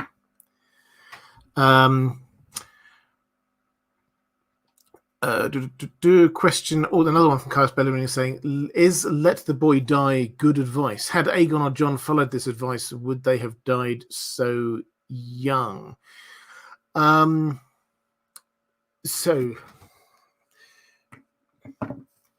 Aegon, was he... Aegon, we don't know the details of what led to his obsession with hatching a dragon egg. One can only assume this is just the normal Targaryen thing and dragon dreams. So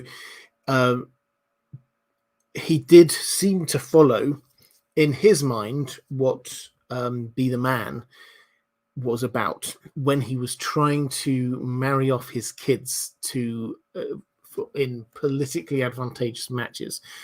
He seemed to go. He would have known this annoyed people, but he went to it, and he then tried to govern wisely. So I think, as far as we can tell, he did take the advice. It's just that the Targaryen side of him and the Dragon Dream side of him, Aemon is convinced it's the Dragon Dreams that killed Egg, not about being a boy or being a man. So I think that's there. In terms of Jon, yeah, he should have done. I mean, it's one of the things that we're obviously on Jon's side. We see everything from Jon's perspective at the wall. But if you take a step back, you have to admit, whether or not you think that the rebels are do the right thing, they have a point. Jon Snow is Lord Commander of the Night's Watch, and the Night's Watch are facing the big existential threat to humanity from north of the Wall. The others are coming at them. He has been making a lot of controversial decisions, but he's been staying at the Wall and leading the Night's Watch. Then he gets a letter that, leave aside where the letter actually came from, the pink letter, but he gets a letter which basically is just a whole load of playground insults aimed at him from Winterfell and Ramsay Bolton. And he looks at it, he says, I'm not having that. I'm going to abandon the Wall. I'm going to quit being Lord Commander of the Night's Watch. I'm going to gather together some men and we're going to go march on Winterfell. That is a huge derogation of duty. As I say, regardless of what you think about the actions of the people who killed him, him abandoning the role that he was elected to, the defense of the Wall against the greatest threat humanity is ever going to face, and going and being incited by some really small insults in a random letter. That is the boy, not the man. And one hopes that the man will emerge afterwards. Right, let's a couple of people asking about the channel. If you found this, my all my live content now, including YouTube Shorts and some other exciting things I've got coming up in the second half of this year, and all of my live streams are on IDG Live, this channel, IDG Live. So if you want to be getting the notifications of things for live streams, then if you're just subscribe to my main channel, this is a different channel, so click subscribe and the little bell icon and that will sort you out. I'm not going to be doing the same thing on different channels. The main channel is going to carry on doing the main normal videos. This is going to be more of the live stuff.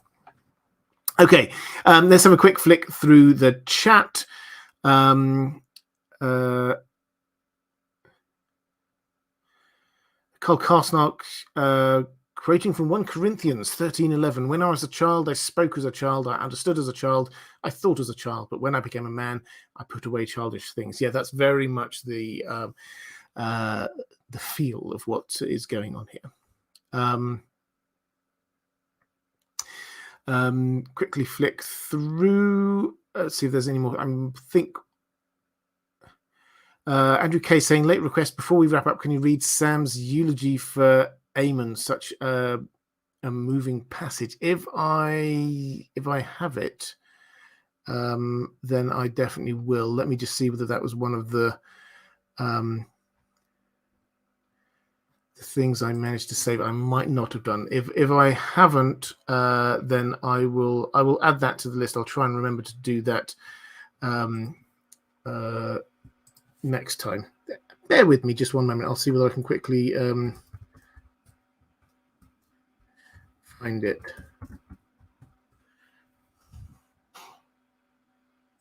Yeah, I think here we go.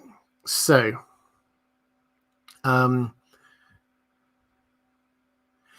Sam says, he was a good man. No, he was a great man, a maester of the citadel, chained and sworn brother of the Night's Watch, ever faithful. When he was born, they named him for a hero who had died too young. But though he lived a long, long time, his own life was no less heroic. No man was wiser or gentler or kinder. At the wall, a dozen lords commander came and went during his years of service, but he was always there to counsel them. He counseled kings as well.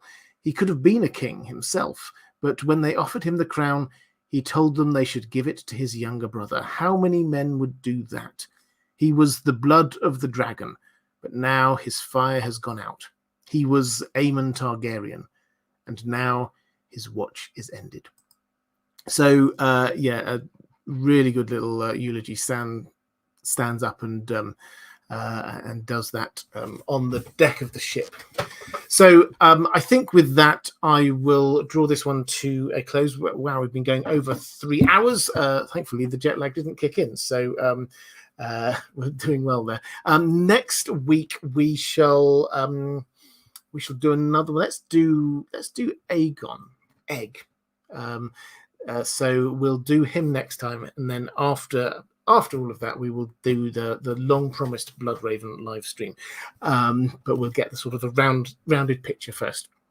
So this time next week, we'll do that. If you're watching this back a little bit later, there's a link appearing somewhere here to more of these live streams. There is a link appearing somewhere around here to Patreon, which is the best place to support this channel if you wish to do so. That is all for this time. Thank you, moderators. Thank you, patrons. Take care, everyone, and I will see you again next time.